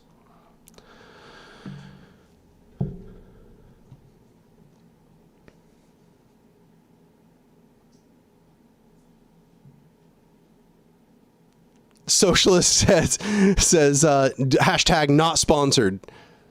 Yeah. Oh, but you asked if it had any success. I would look into the history of the FAU. So there's actually, let me see if I can find the page. It's like it's for, I don't know if it's for OSL or if it's for Farge. maybe it's a specifismo studies. Let me see here. Is it specifismo studies? Yeah, it is. A specifismo. This is a really small YouTube, y'all. You want to learn more about a specifismo? I mention it all the time. This is a really small YouTube called Center for a Specifismo Studies that I'd like you to go follow.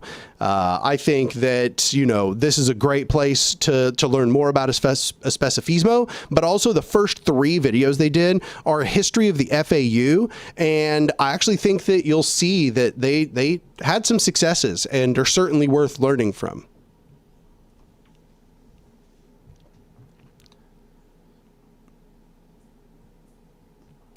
OMG Cat says, just recently watched your video about your FBI visit and was just curious. Do you think there's still a good chance you're being surveilled? Stay safe. Yeah, no, I think it's basically guaranteed. As far as I'm concerned, I think it's basically, yeah, I just assume it's a case. And it's funny because like pretty much everybody around me assumes it's the case as well. They just, you know, we're always making jokes about it. Like people who are close to me are always making jokes about it. So yeah, no, I mean, I try to stay safe. I'm just doing my thing. I'm just out here doing what I think I should do.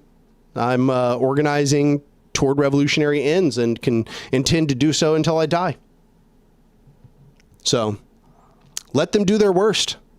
Let them turn me into a martyr if that's what they want to do.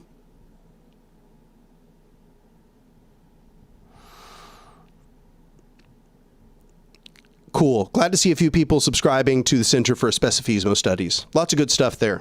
Also, if you want to learn more about Specifismo, highly recommend you go read some pieces by Felipe Correa.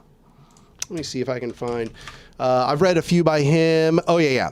Love this one called Toward an Anarchist Theory of Power. This one made me realize that me and him were on a very similar track. Not the same, but similar track.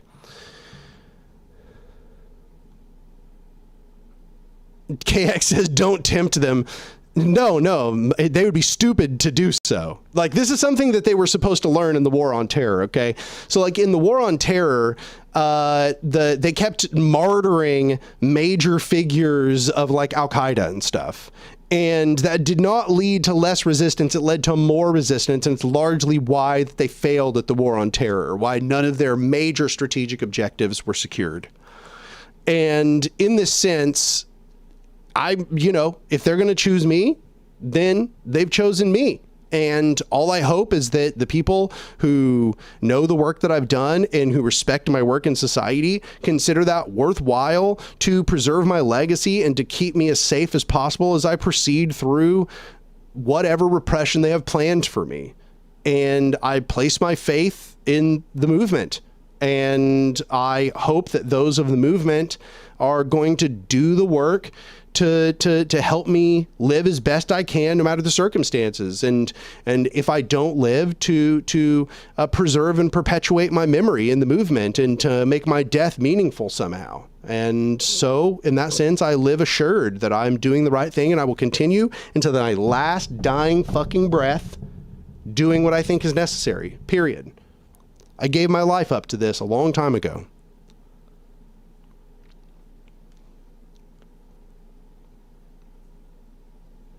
KX says, it can depend, though. It doesn't always moralize people. It often depends. I respect what you're saying, though. We agree. Yeah, I mean, that's true.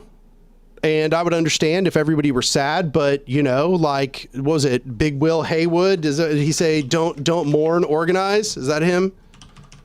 Don't mourn, organize. Who was that? Let me see. Yeah, it was Bill Haywood. Bill Haywood was sentenced to be executed, and he sent a letter that said, don't mourn, organize. And it became a rallying cry of the labor movement. And that's what I want to say to y'all ahead of time if that's what happens. Do not mourn, organize.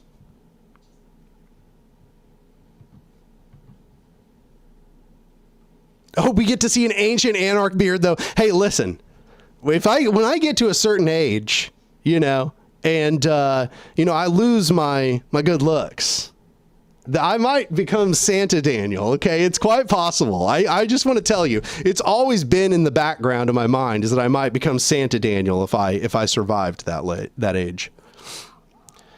Joe Hill. Yeah, okay, it wasn't Haywood. Okay, it was Joe Hill. Thank you for that. Yeah, appreciate that correction. We are Daniel Burion. We carry the flame. Oh, God. So bad.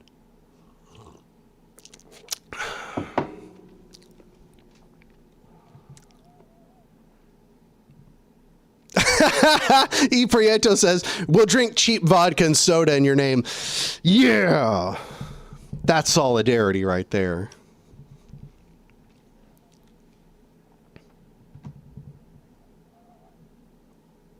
Young Bakunin wasn't bad looking. Bakunin looked good in the intermediary stage. I think that young Bakunin was like too round faced, and old Bakunin looked like a haggard drunkard. I don't think he was, but he looked like one. I think kind of in that like transition is when he looked the best there. But yeah.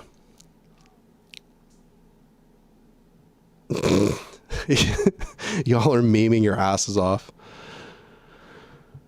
I should grow a Kropotkin beard. I'm going to ask my partner about that. I don't think my partner will agree. I do not think they'll agree. Any thoughts on Flock? Or SmittyBit says, any thoughts on Flock/DFlock? I see the Flock CEO just called DFlock a terrorist organization. Yeah, no, that should tell you that the DFlock movement is meaningful. And it is. It is meaningful, okay? That's direct action, baby. That's direct action right there. And I'm not going to tell you what to do, okay? Because that's incitement. Instead, I am saying that is effective direct action. That's what effective direct action looks like. And I've seen a lot of examples of what that means. And yeah, I would say that's a description of all of them. Just be careful. That's all I want to say. Just be careful. Be smart. Learn from the people who've done it successfully. So Flock, for anybody that doesn't know, these are surveillance cameras that are put up all over the nation. If you look in your area, you probably have Flock cameras all over the place, and they are videoing you everywhere you go, and they are taking photos of your driver's plate, or the plate on your car. They're taking videos of that, and they're identifying where all the cars in the city are going, and they're basically creating a surveillance state, which is keeping track of everybody in your city. And I mean, I'll just tell you, I'm living in Tulsa, and we'd absolutely have them all over Tulsa. All over Tulsa. And you can go look up a map of where they are. There are maps of where all the Flock cameras are in your city. And you should just be aware of where those Flock cameras are, and just understand they can move them around to some degree, but that those maps get updated pretty often, and you should help update those maps, in my opinion. That's what I think. Yeah, so DFlock is essentially a movement around getting rid of the Flock cameras and fighting back against the Flock cameras in a variety of different circumstances. And the fact that the people who are wanting to surveil you say that that movement is a terrorist organization probably means that it's effective, and you should look into their tactics.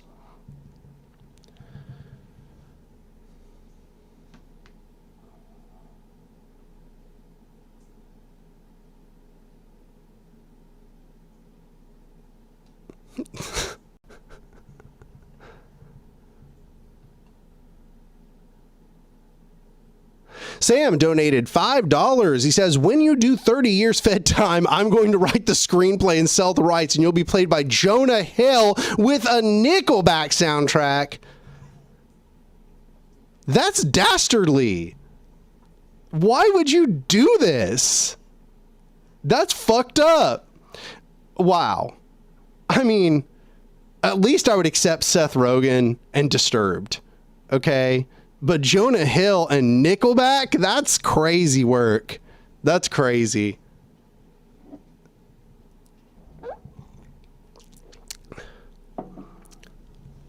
Yeah, Atomic Fieldgrass says, understand how Flock was implemented in your area and how they can be removed.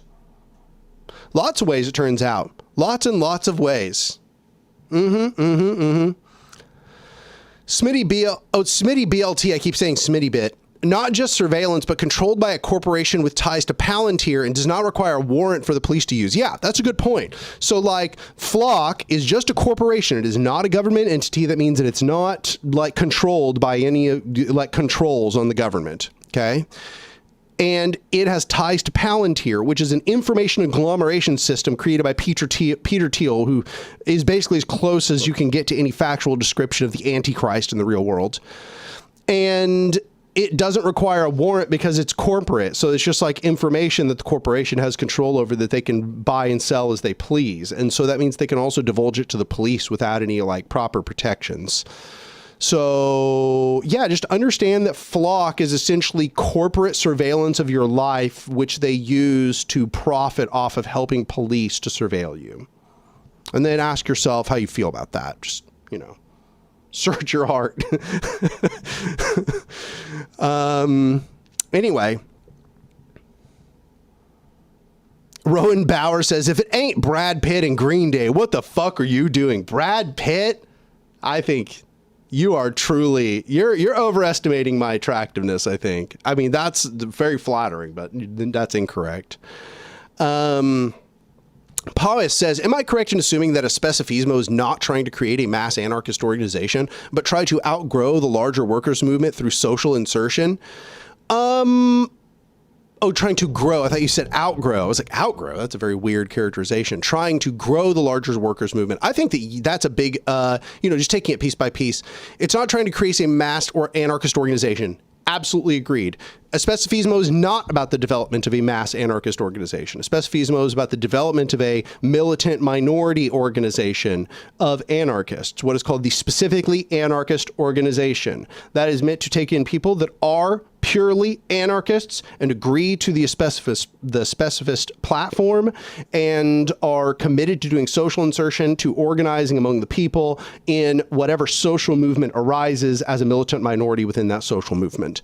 And then you noted that the larger workers movement, and absolutely the workers movement is important, especially to the FAU and to the OSL, like they're very involved in the unions and so on.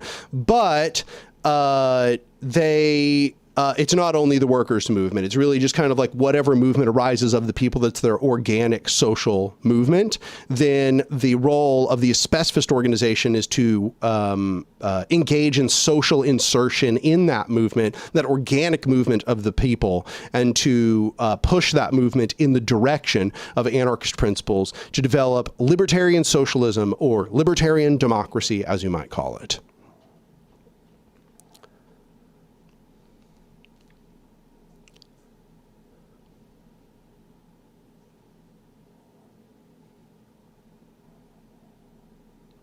Ismavol says, yeah, mass anarchist orgs have been mostly proposed by synthesis, anarchism, anarcho-syndicalism, autonomism, and communalism, though these last three with caveats. Agreed.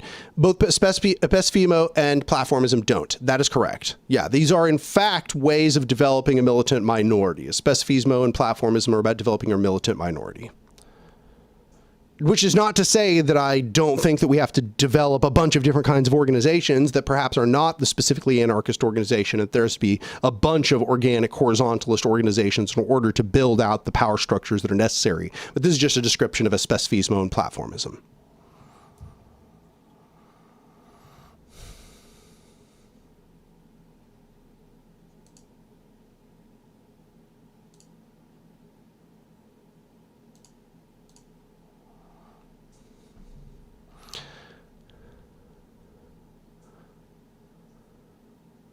Yeah, exactly what Sissy Femboy was saying. Make many anarchist organizations, mass movement, confederalize. Yeah, no, I mean, I've been reading a lot more, or like doing research lately back into the CNT FAI again. The CNT FAI were like one of my first big inspirations as a leftist. Reading into them was what really made me kind of realize that there were a lot of possibilities for the movement and that our potentials were far, far greater than state socialism. And, sorry, I derailed because I read a question that I thought was a good question. Now I have to get back on the rails.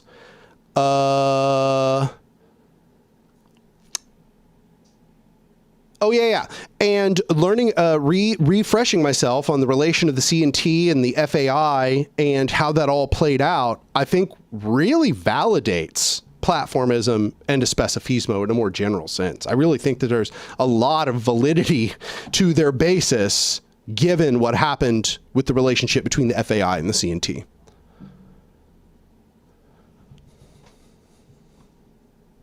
Okay, so yeah, the question that the info that I thought was interesting to add to that flock discussion, the same, Jonathan Ramsey says, the same info from a phone carrier requires a judicial warrant, and the data is only available because the surveillance is volunteered into the data capture by owning a phone with a service. Yeah, exactly. The info that, when I was talking about the controls, like the controls that would be on government, that's this, right? That if that same info from a phone carrier were used by the government in some capacity, it would require a judicial warrant. But instead, because it's a corporation, it doesn't have any kind of restrictions like that. It can just essentially hand over the information as it pleases. It could gather and hand over the information as it pleases. Okay, so Sam donated $5 again. He says, no, hear me out. Jonah Hill is ripped now and is desperate for Oscar bait, and Nickelback is an unfairly maligned band of very nice Canadians. Is that right? All right. You know, I feel like a lot of people are coming around to that perspective. But also, Jonah Hill got super jealous of his baddie girlfriend for doing surfing lessons with a man. He got super jealous about that, and he broke up with her. If you listen, if you're gonna have a baddie girlfriend, you got to be prepared for people to hit on her. People are gonna flirt with your girlfriend. Also, consider polyamory, Jonah. I'm just saying. Just my personal opinion. Let's catch up with the comments here.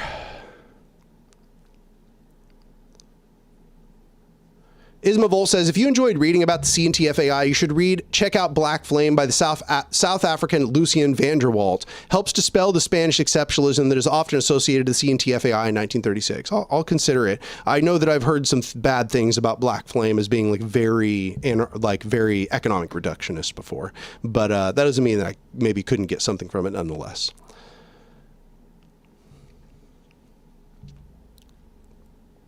Paulus says, Especifismo sounds interesting, but I feel like it focuses too much on working in other movements, which can be taken over by liberals or MLs, instead on building our own structures, i.e. prefiguration. Yeah, I would say this is true, but I think that the idea of Especifismo is that we don't get to, quote unquote, like build the movement from scratch, right? We can only be part of a movement as it arises.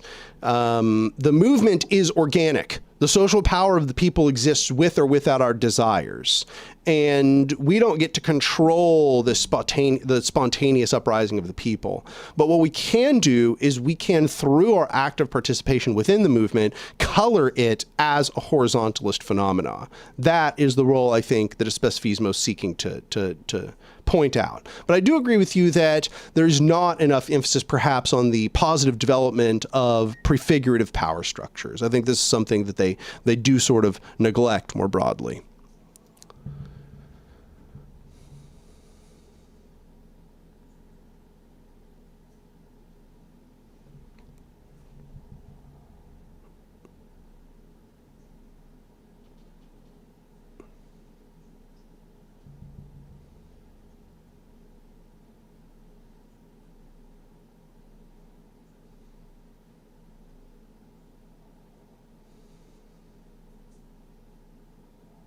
Just catching up here.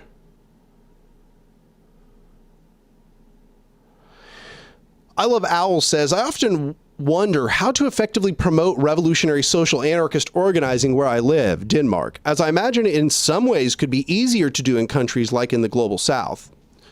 I mean, maybe. I think it's just the conditions are different. Right? I just think that, the approach is going to be a little bit different. I think that, quote unquote, immiseration is generally going to be higher in those global south conditions. And therefore, perhaps people have a little bit less to lose. I mean, I agree with that. But I got to be honest, I don't think it's ineffective in our circumstances. What we need is discipline and commitment. I think that's really the major thing, because we have massive movements in the first world, huge movements. And those movements are sometimes very radical. I mean, look at the George Floyd uprising. It was very, very radical. Look at the Minneapolis response to the metro surge and in Minneapolis, look at the people's response to that. We often have very radical movements. It's really contingent upon our anarchists to form organizations that will act as that militant minority in order to push those examples of actual radical social movements towards even more radical orientations than development of prefigurative power. I think that's our part. When you said that or somebody, just a minute ago, somebody was talking about that there wasn't enough focus on prefiguration. One thing I want to note is that in my experience, that prefiguration happens perhaps most effectively in the condition that people are like really energized by an existing social movement, and they have so much energy behind them, they're willing to put that energy into building some kind of alternative power structure. That's where Cooperation Tulsa came from. That's where a lot of organizations I know of came from. When I researched where they came from the George Floyd uprisings. And so the George Floyd uprisings, I think, are probably the most radical thing that happened since Occupy Wall Street. And accordingly, just like Occupy Wall Street created a plethora of different kinds of organizations, I think that the more radical that the social movement gets, you will just see prefiguration pour out of the social movement, especially if we are active in the development of those prefigurative bodies and we enable people to create those prefigurative bodies within the course of the social movement itself. Another donation from Frosty for €5, and I appreciate it. Frosty, you're very generous. Donations, no message. I appreciate you. Ismavolt says, there was a lot of drama with Black Flame because the co-author was Michael Schmidt, who turned out to be an anarcho-nationalist, but his contributions to the book are very limited and easy to separate. Okay, well, I'd be interested to know what those contributions are beforehand. So maybe I'll give it some consideration with that caveat.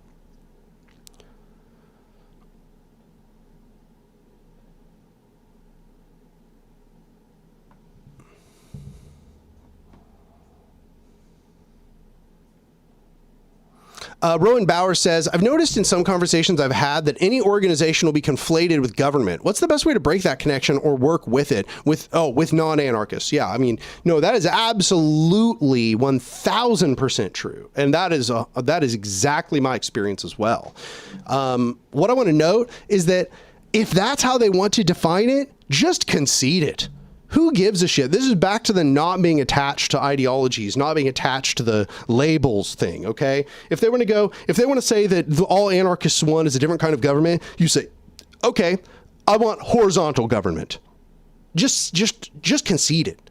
It doesn't matter, because what you're really trying to do is you're trying to fit the ideas you're describing into the framework that already exists in their mind, and then only after they understand what you're trying to say, after you feel that, it's actually communicated, it touched down within their ideology, they understand the contours of what I'm arguing, then begin redefining the words a little bit and explain to them, like, okay, so you define that way. That's just not how I describe it. Okay. I would say that's not a state. That's a, and so on. Okay.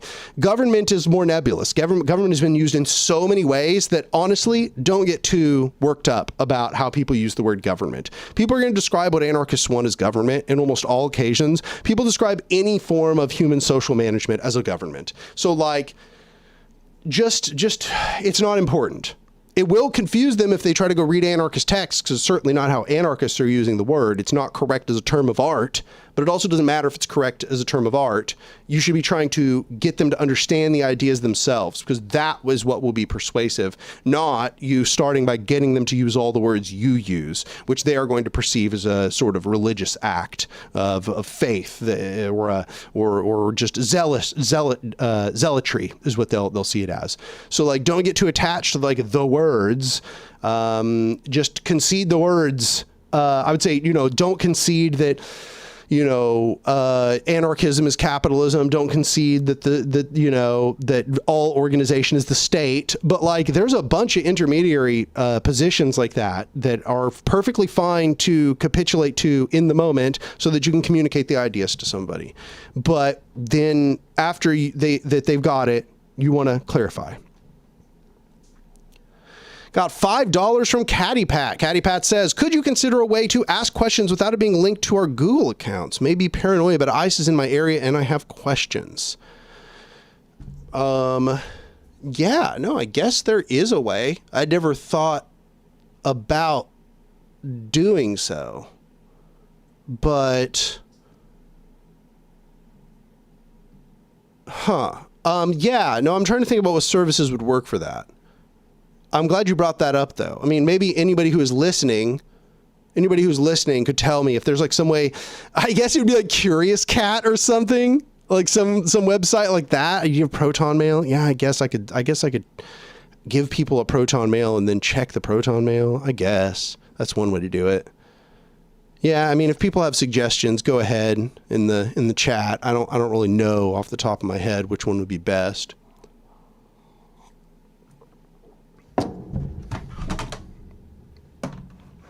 I just spilled a little bit of drink right by my keyboard.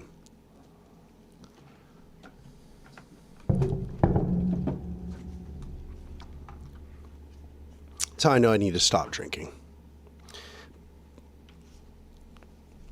Thank you so much.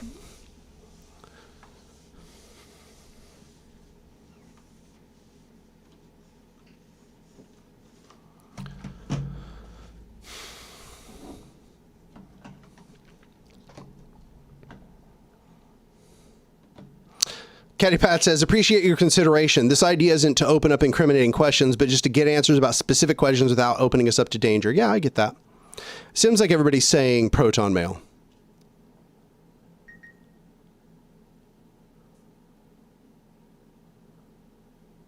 Sam clarifies, even then it's still traceable with effort, especially if you were already watching this on your account. It makes no difference to donate. I would agree. You're already watching it on a Google account. I mean, they can easily, I'm sure, retrieve the list of people who are watching this. Not to scare anybody, but you know, like one thing I want to say is that like, I understand people having some rational paranoia about putting themselves in harm's way. But I gotta say that if you have a smartphone, it's pretty much all bets are off. Pretty much all bets are off. And at that point, it becomes basically impossible to maintain your identity security. I just don't think that that's possible at that point.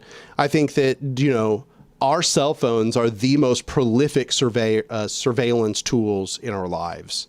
And they are constantly surveilling us. And whatever act of surveillance they're not doing, they can be made to do with particular specialists.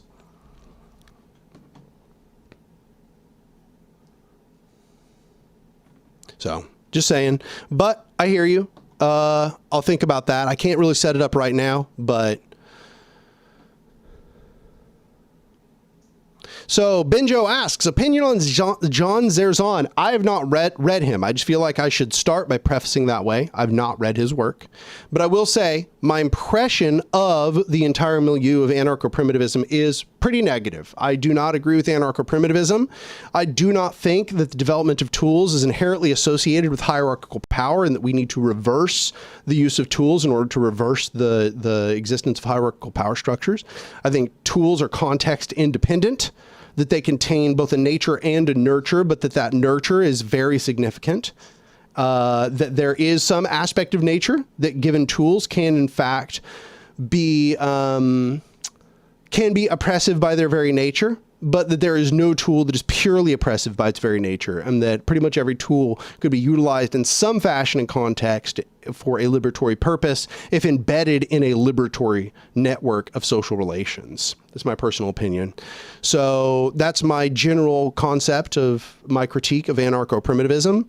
I pretty much hold to Murray Bookchin's perspective on this. I didn't even know I got a donation for Benjo on that question. But then I see we got a donation from Benjo on that question. So that was my answer to that question. Then T Plank sent one membership to the channel to somebody. That's pretty cool.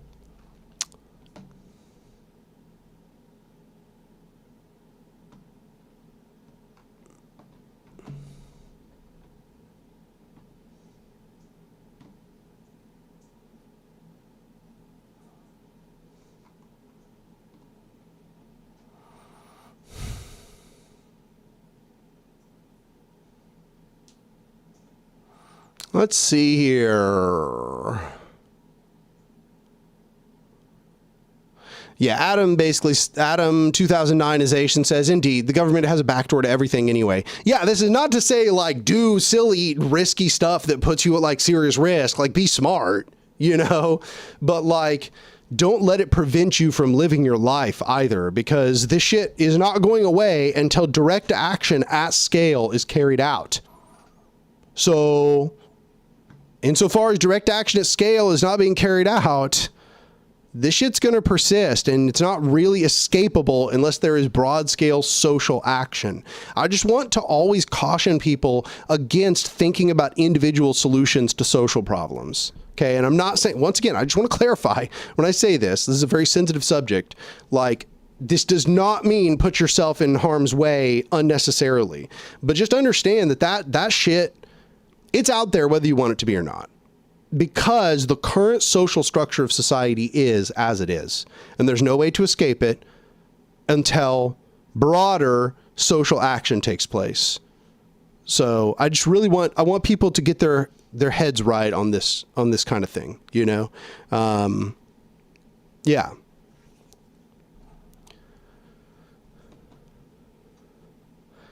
Anarcho-Rileyism says, any thoughts on transhumanism? Anything you agree with or have critiques of? I just want to say again, I've not read any significant transhumanist literature. I just have an impression of what transhumanism is from watching people discourse on the topic, agree and disagree on the topic, people who advocate for it saying things, so on and so on and so on. Transhumanism as a basic concept is that we should be willing and open, maybe even happy to transcend the bounds of our humanistic form in some sense or another. That the bounds of our biology does not define who we are, that our beings can transcend the human form, okay? And this is not to say that it has to be some kind of weird biological thing where, you know, we're doing some kind of genetic alteration or, you know, like that's probably part of it. But like transhumanism is just this idea that we can like transcend the basic bounds of humanity and become something kind of beyond humanity. Now that takes a bunch of different forms, and there's both fascistic forms and sort of anarchic forms of transhumanism. But I just want to note that right now, the dominant form of transhumanism, the one that has the most social prevalence, is that of Peter Thiel and Clavicular and, you know, all of these sorts, you know, I'm sure a bunch of people are coming to mind when I say that. You know the kind of people I'm talking about, the sort of fascistic transhumanism. So I just want to say that, like, I couldn't make like a broad statement about transhumanism with that in mind. I would say, however, that I do think we have to be careful of this idea that it is like inherently desirable to overcome the human form. I think to some degree we should be grateful for what nature has developed over many eons since we were a fucking protoplasm. I think we should be grateful for the outcome of the slow process of evolutionary development, which is actually incredibly robust and nuanced and deep in ways that our minds cannot currently comprehend, and that there's value in that, and there's beauty in that, and that we should have respect for the things that nature has created of itself. And that's not to say that all of them are good. There's so many examples of things that are bad, but I think that we should have respect for the depth of what nature creates through the evolutionary process and through these biological imperatives that are very, very hard to reproduce or even understand. We find ourselves still puzzled by the depth and complexity and nuance of biological systems. The most complex things ever discovered remain biological things. Okay, like, you know, in physics, we have like quantum mechanics. Quantum mechanics is considered very, very complex. Well, if you were to just consider complexity of the system, a human brain is more complex than any quantum system. Quantum systems are generally very small systems of just a couple particles, or maybe just a few particles, arrays of particles. A brain is so much more complex than a quantum system. It's the most complex thing we've ever found. The human brain is the most complex thing we've ever discovered.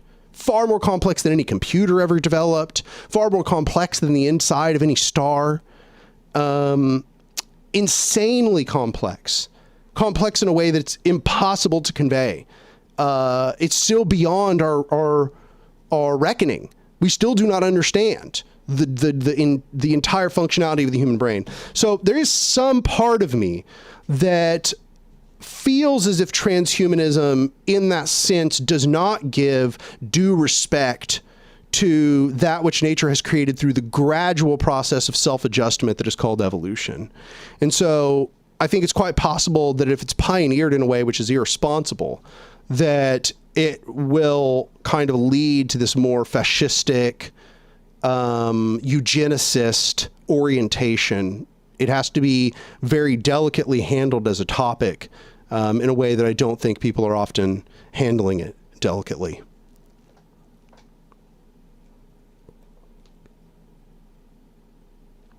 Oh, but I mean, I will say, somebody brought up, like Sissy Femboy says, yeah, people should get augmentation if they want to have them and fully informed too. I just want to say, none of this is to say that I think that you should be limited in doing anything with your body. You should be able to do whatever the fuck you want with your own body. And I mean anything, even things that people would consider reprehensible somehow, like suicide or something, which maybe I just demonetized the whole stream. But, you know, like this, I think that bodily autonomy is super important. And I don't think there's inherently anything immoral about doing whatever you please to your body. That's fine. But I do think that when it develops now into a philosophical system, that the problems I described can start to be attendant.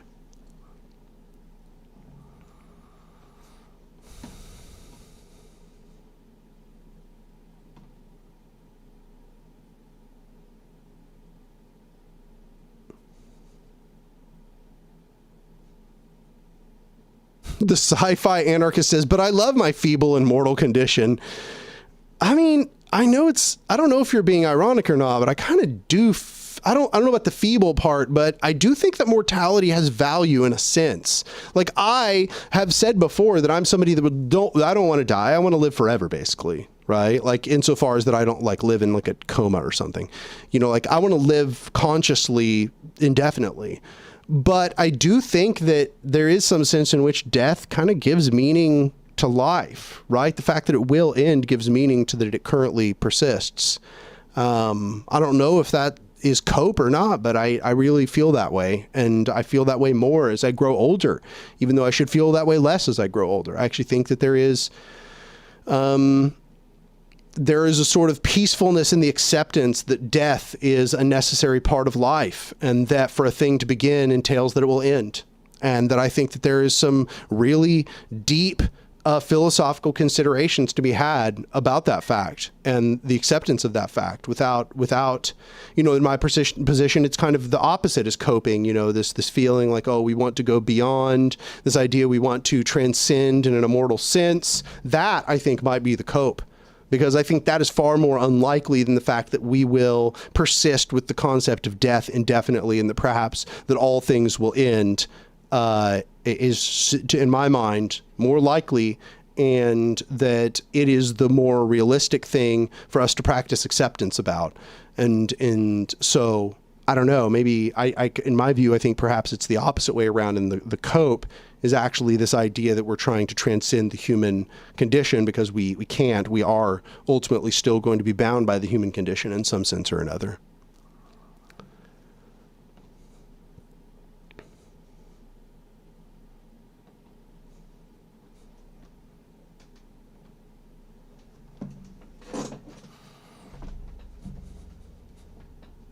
It's so funny when like authoritarian leftists come in here just like slinging insults and spewing propaganda, because I doubt anybody has ever been converted by somebody doing that in the chat.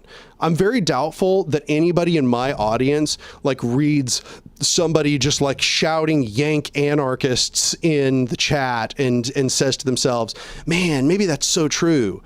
You know, I don't think that's what is ever happening. Instead, I think what you're actually doing in a sense is you're catalyzing support from the audience. I think it's more likely that you're getting people to side against you more vociferously. You're probably getting more people to hate you reactively in a knee-jerk sense. And in that sense, it's kind of valuable that you're here, but you're also just kind of an annoyance is all you are. You're just an annoyance. And I wonder if you have awareness about that. I wonder if you have awareness that all you are is kind of like a mosquito in the chat, and that what we're all basically just like figuring out how long are we going to tolerate the mosquito buzzing around until we slap it. And I wonder if, you know, if you're thinking of yourself as some like kind of committed revolutionary, if you recognize that all you are is a nuisance and that there's no practical reality to that there's no praxis in the fact that you're doing that. If anything, it's praxis that benefits the other side because you're so annoying that people never want to be like you. And so, like, do you recognize that? I don't know. Because that seems like a really important thing for you to recognize if you have any sort of commitment to your ideas. If your ideas are important to you, you want to change the world somehow, being a nuisance in somebody's chat is never going to do it. You're just kind of an annoyance. And everybody would probably be super grateful if I just like muted you, to be honest. And at a certain point, I probably will just mute you. So you really should ask yourself, how do you engage in a productive way that might actually get us to hear your perspective? Because what you're doing right now is just kind of whiny. That's all it really is. Just kind of whiny. And yeah, that's where we're at. Murray is like, bro, I'm so done with the stream.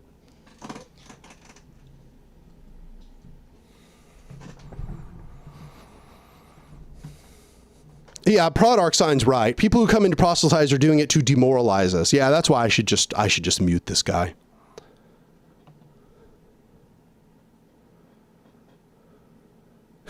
Hacker Man is kind of getting what I was getting at, which is like 4D chess, pretending to being an annoying tanky to make sure no one would take tanky seriously. Yeah, I mean, that's kind of the outcome here, you know.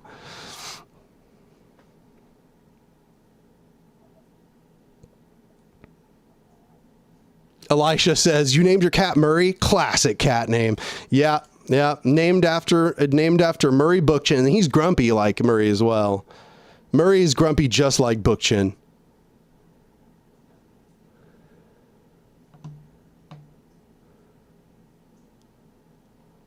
So people were talking the whole time. Let me catch up here.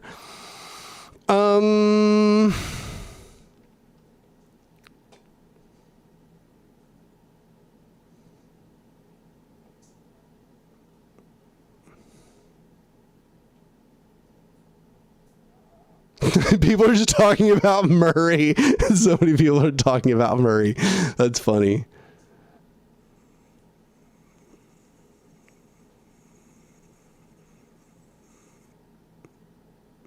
Yeah. Okay.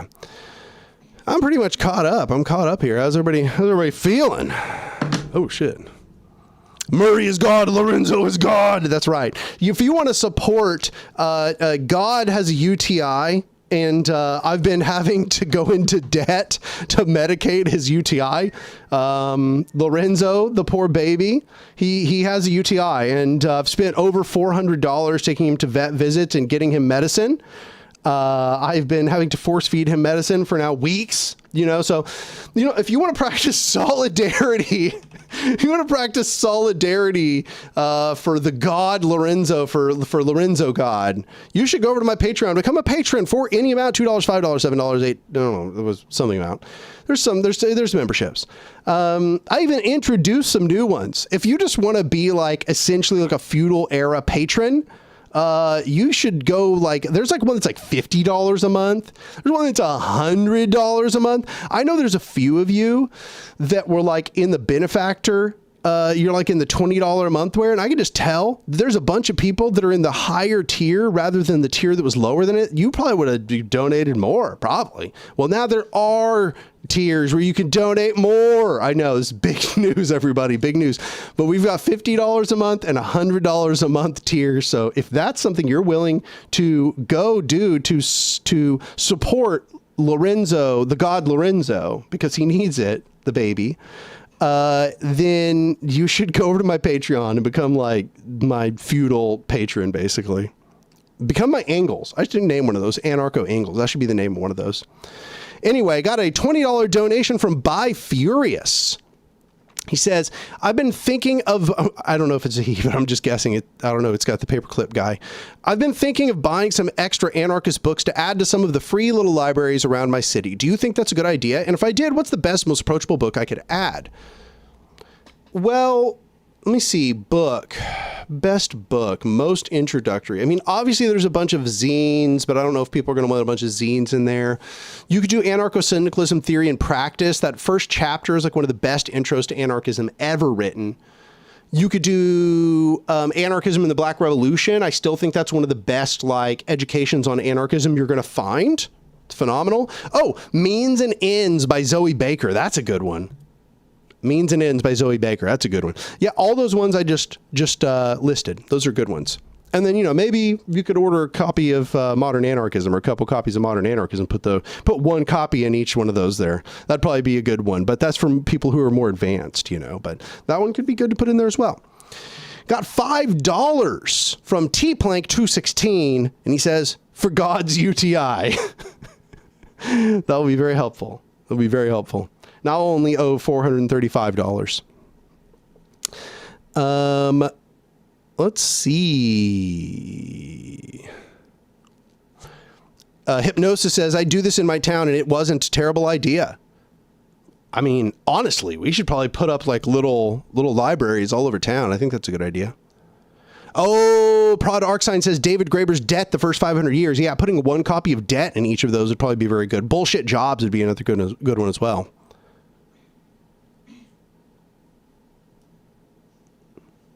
Somebody said, "What truly got me into anarchism was Anarchy Works" by David Graeber. Another good one.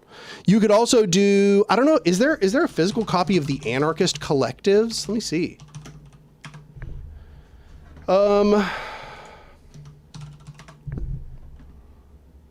Black Rose Books. Yeah, it looks like there's physical copies. There's physical copies of the Anarchist Collectives by Sam Dolgoff. I think still one of the like definitive works on the Spanish Revolution.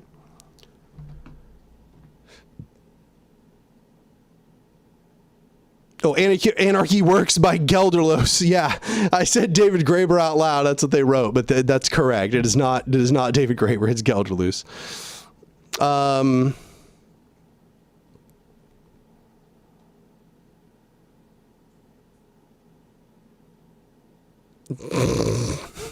I should be paying more attention to these people keeping like, no, this 5,000 years, not 2,000. Yeah. Yeah, you are correct. Yes. Anarch, plug your book for the libraries. Yeah. A Modern Anarchism, pre-order copies of Modern, pre-order 80 copies of A Modern Anarchism, in my opinion. No, A Modern Anarchism probably is a good one to put in there for people that are a little more intermediary who want something with a little bit of crunch.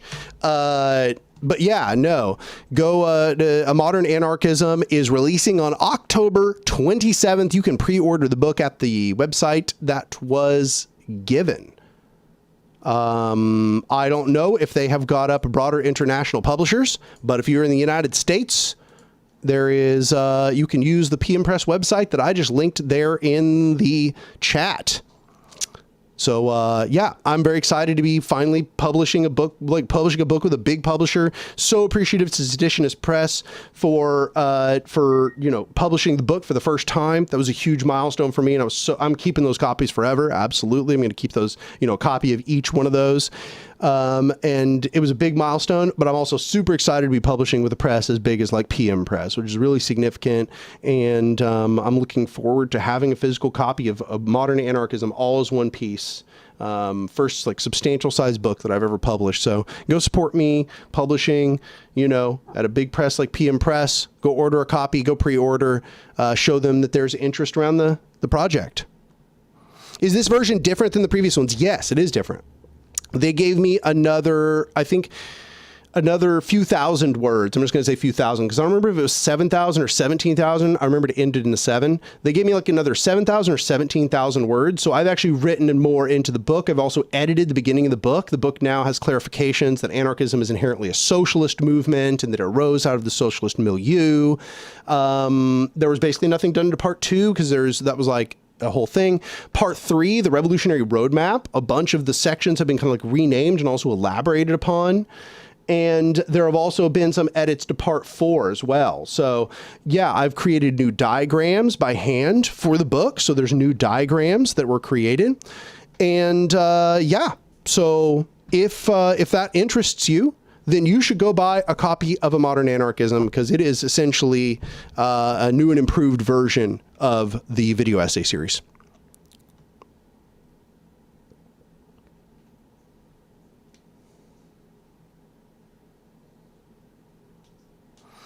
Oh, we got some donations. Sam918 gave $5. He says, dumb cat needs to learn how to pull itself by its whiskers and stop freeloading. God is supposed to be a murder bot. That is what socialism does. All right, my man. That's crazy. But I, you know what? I'm down with it. We got another donation, this time from Black Anarchist for $5. He says, we will need a new version of anarchism in the Black Revolution, especially given the synthesis of Black anarchism and Afro-pessimism. Yeah, I wonder what Irvin's position on that is. I'd be super interested to hear how he feels about Afro-pessimism and whether he is, down with the synthesis that's taking place there. I don't know if I've ever heard him comment on it. I'd be super interested if you could point me to somewhere where he has commented on it. Another person recommended Mutual Aid by Dean Spade. That's another good one.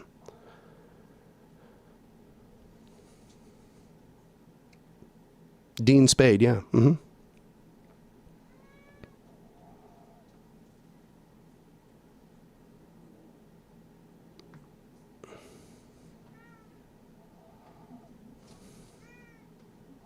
Zed says, will a physical book be available outside the U.S. eventually? I've been told by the publisher that there will be international distributors.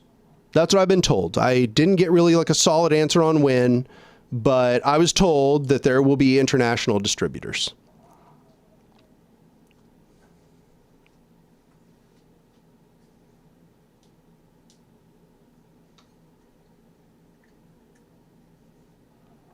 Knowledge and Defense says, so if you view it in a double negative sense, competing with the competitors, then can't we say the same about using authority against authoritarians, which is the Marxist position?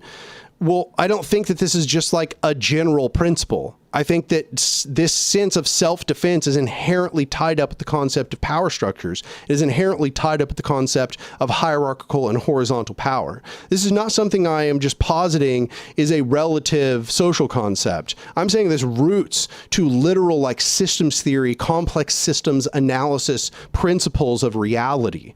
Like, I am certainly arguing for something that is like beyond subjectivity and instead is rooted in like objective ontological facts about how systems work in the real world. So this is certainly not something that you can just like take the concept I'm explaining here about self-defense of hierarchical or horizontal structures against hierarchical ones and just like port it into any parallel conception. This is not parallel to all those conceptions because this principle of self-defense only flourishes under the system of horizontality. So it's certainly not the case that you can just create a parallel logical formulation and then justify it in a similar way. It would not have the same foundations of support as what I am arguing for.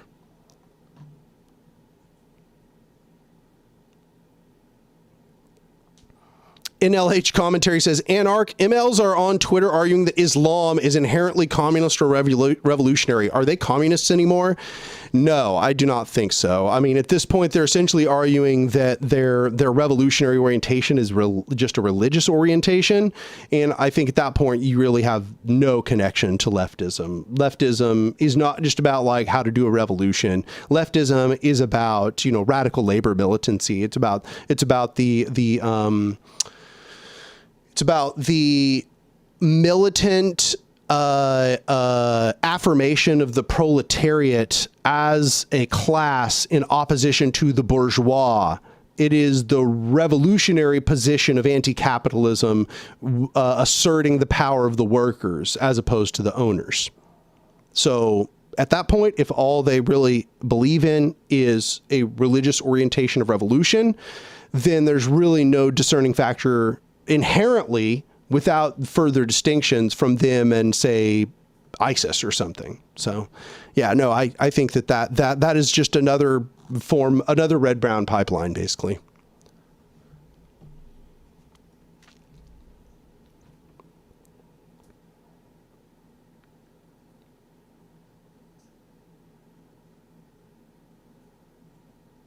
Somebody said Mark Salah.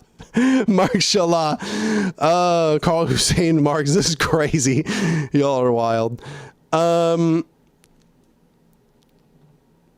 Scoped says, what's up with anarchy being conflated with being childish or childlike? I've been called naive so many times, no matter what. I mean, if that's the case, just stop using the word and see if they still call you childlike, because what you'll find is probably a little bit easier to discern why they're saying it than if you use the word anarchist or anarchy, because they've been socially brainwashed by all of prevailing power structures to think that. So with that in mind, it's going to be very difficult to break through their brainwashing. So just don't use the words and explain the concepts and then see if they still say that. And then at least you'll be able to discuss the concepts and why they are relating those concepts to those, why they're relating, horizontal power structures and the development of a counter-hegemonic forces to hierarchy. Then at least you will force them to explain why that they oppose those ideas, rather than just to say the thought terminating cliches that they've memorized about anarchism.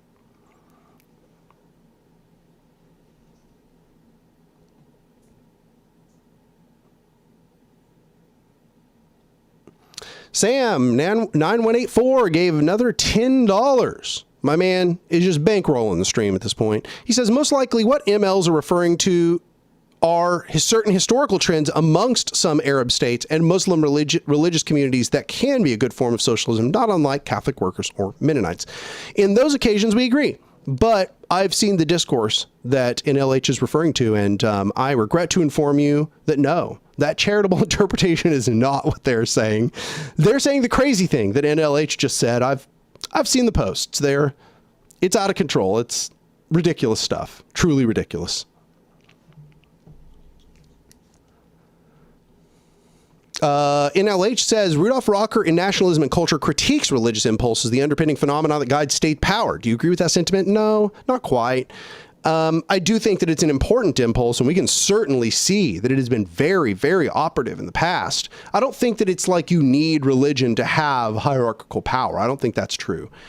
We can see, for example, in Stalinism, like, you might say that was quasi-religious, but it's not religious in the sense that we're discussing.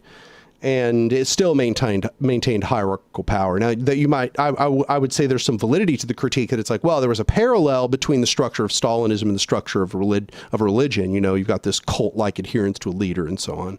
But I think that what we see is more that religion is a demonstration of particular cult-like phenomena that have to take place at scale in order to maintain hierarchical power structures.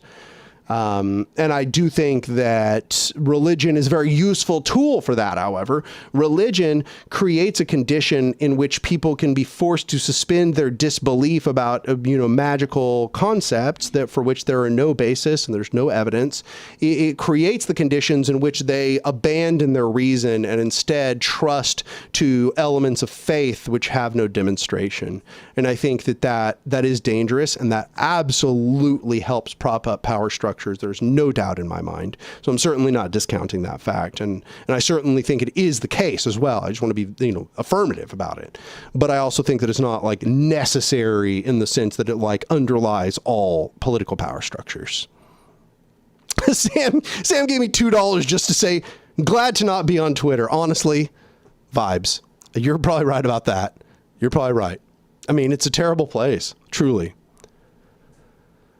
Jessica says, Popular Power is a great book on the FAU in Uruguay in regards to a specificist. Oh, in regards to a specificist recommendations. Yeah.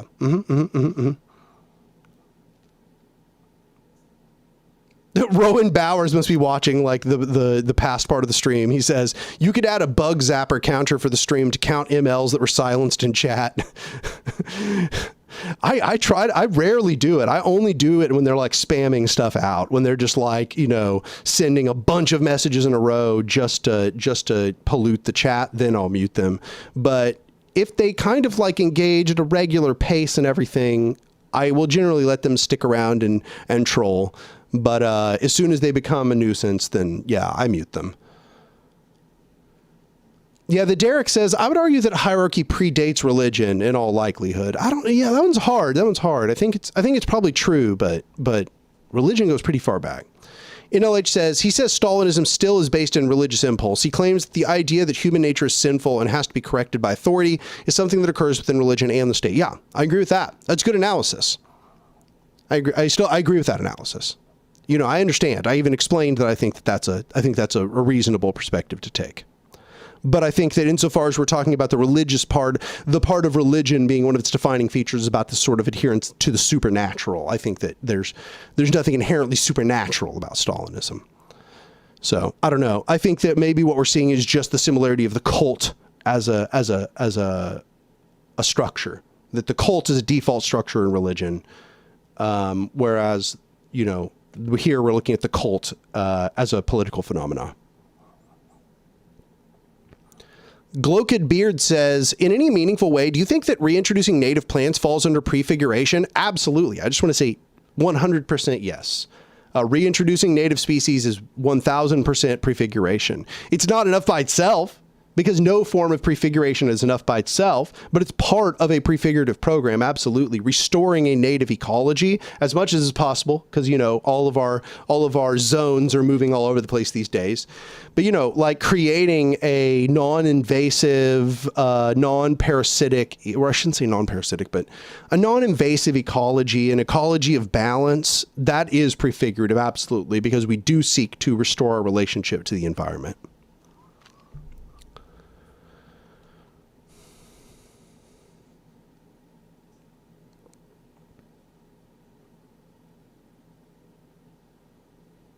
Ismavolt says the modern liberal nation state had very overt ties to feudal patriarchy. If you read any of the founding theorists, they all weaponized patriarchal beliefs to justify capitalism and liberal welfare. Absolutely. Yeah, absolutely. Elisha says, if you want something about a specifismo, you can read Queer Social Anarchism, but I'm a bit biased, if only so that I can later publish why I disagree with it. Yeah, no, I mean, I still really like that piece. Queer Social Anarchism is still something that we've tabled pretty recently.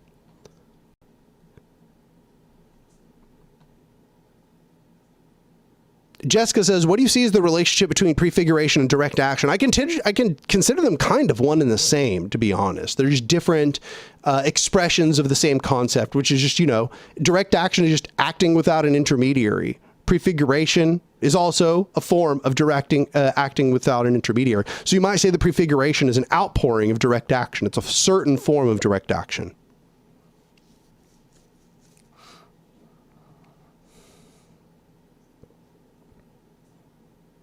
Freedom Flamingo says, Bookchin and Oshalon both say that religion is not the primary cause of hierarchy. Bookchin says it's ageism, and Oshalon says it's patriarchy, but Oshalon says that religion was a big part of the early state. Yeah, I'm open to all kinds of different arguments, because I feel like that we have to...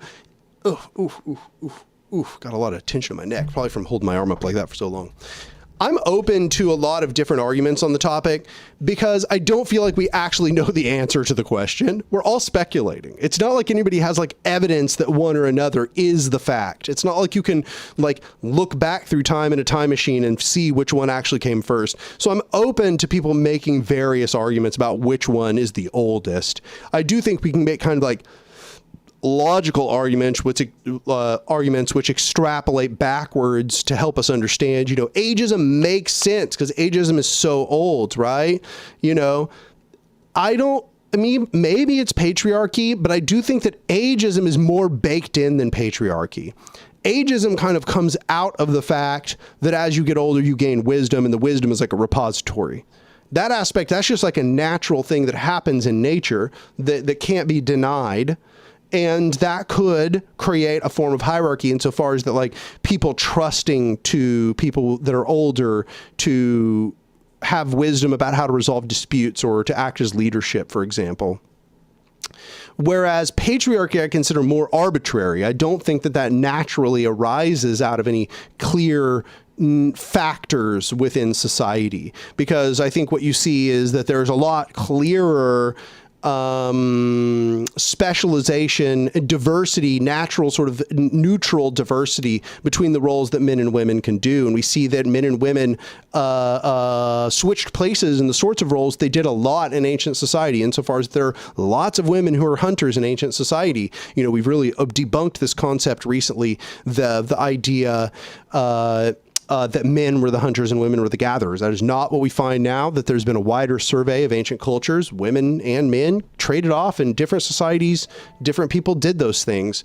So I think that that really complicates the idea that maybe patriarchy would be the oldest, because we see that there was like a lot of complexity in how very ancient societies managed the relations between genders. Whereas I think that we see in an almost universal sense that older people are given more authority even in indigenous societies. I think that goes really far back, and it's much more universal. So I do think that if I were forced to kind of side one way or another, I would side probably closer to Book Chen on this. But I don't know if in my personal belief,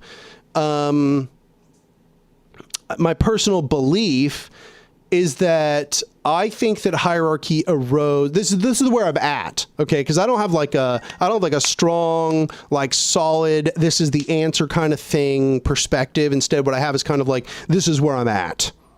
And that is, I think that hierarchy probably arose out of certain people being good mediators and being trusted confidants of large groups of people. So like what you probably had was like natural disputes were arising between people within a community, where people were stepping on each other's toes, where they wronged one another, where whatever, they were greedy or they hurt somebody else. And then what they sought out was somebody who was like a standard bearer that everyone had respect for, to act as the mediator of their dispute. And that person kept recurring over and over and over. So this is very similar to what Kropotkin says and how he thinks the development of judges and law took place. And I actually agree with him. I think this is maybe even a broader phenomena. I think that probably what you saw was essentially that person kept recurring. They said they kept going to, everybody likes Joe and everybody trusts Joe, so let's go to Joe because he solved all the problems last time. And I think that kept recurring and recurring and recurring. And in certain cultures, that was informal, but in certain cultures, it was formalized. And that formalized position was then filled time and time again as generations proceeded forward. And they essentially continually filled this position of this sort of formal mediator who dealt with the issues and the disputes between people.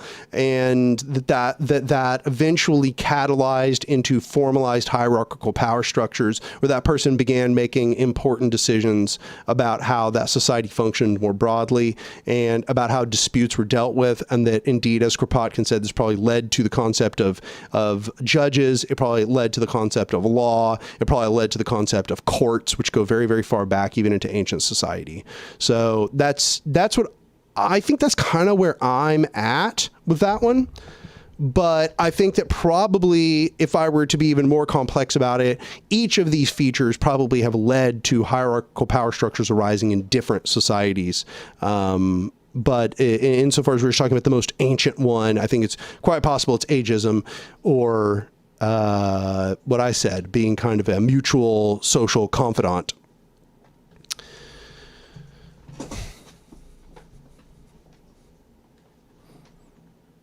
Yeah, somebody said, I think social capital and charisma are very powerful. Yeah, I would like to second that.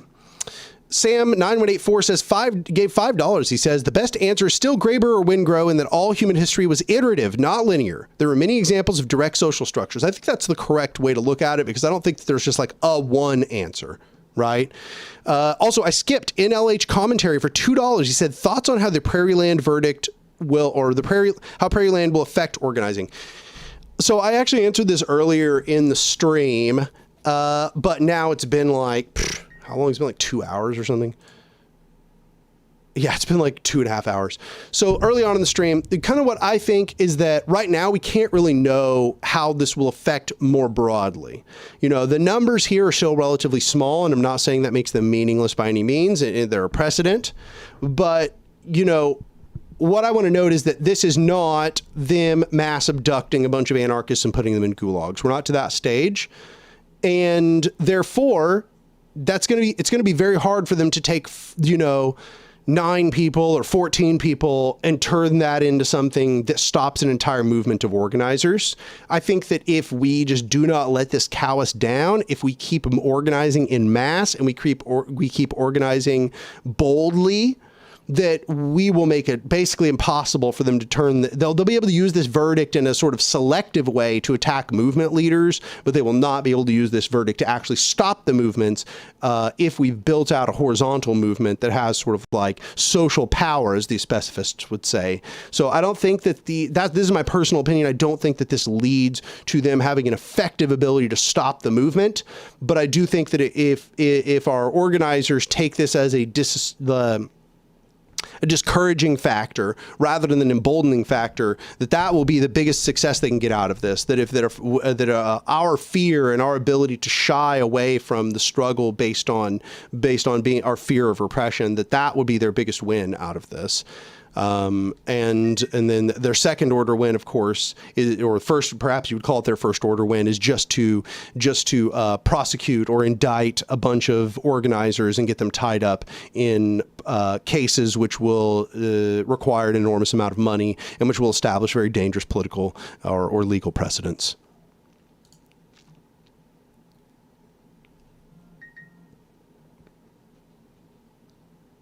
So I am going to call the stream to an end very soon. This has actually been a really good one. I've really enjoyed this, and I had a good time talking with everybody. So we're kind of, calling it to a close, I would say. Calling it to a close.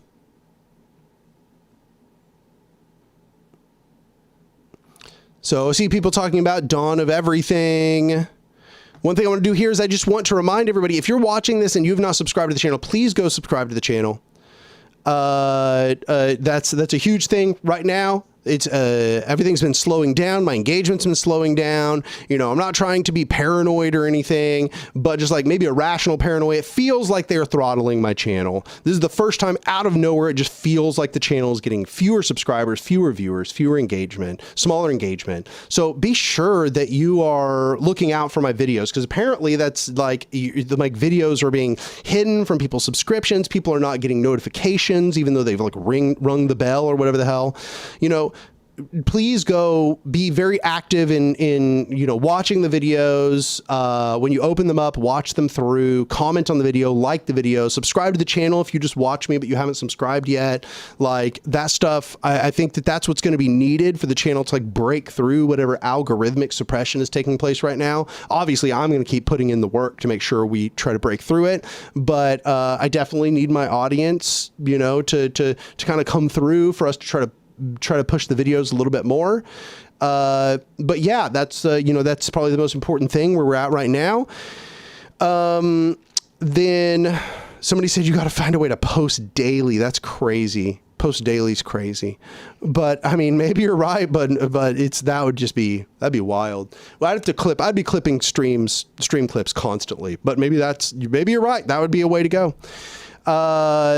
In any occasion, I also want to suggest people go over to my Patreon, become a patron for any amount. There are a bunch of different tiers on the Patreon now. If you go over to the Patreon, become a patron, you will get access to the Discord server. So for any of you who have been interested in my response to Bad Empanada and Socialism for All, the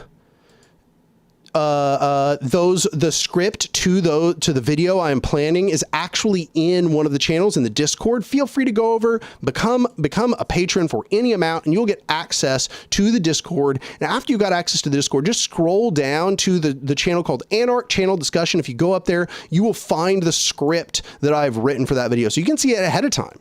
If you're some kind of saboteur or something, you're trying to give them an idea what I'm going to say ahead of time, then you can, I suppose. I don't know what difference it will make. You're probably going to read the script and realize there's not much that they can really say in response. However, if you'd like to read the script, if it interests you, you should go read the script, because, well, it's going to be a long one. I'll tell you that ahead of time. This is going to be like a 2-hour response to these two people.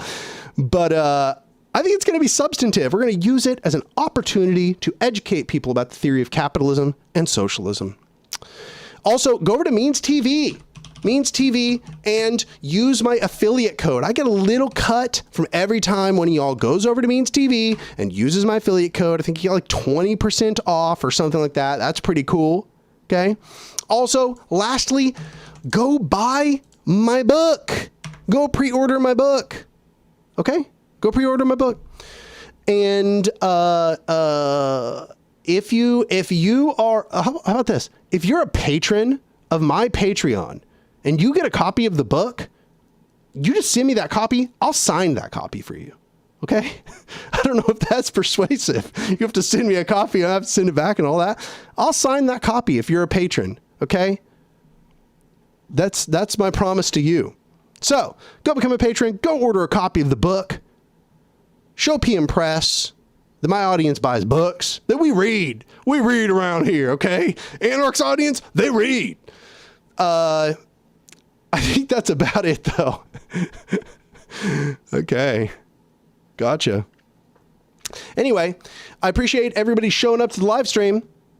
I'll see y'all next time.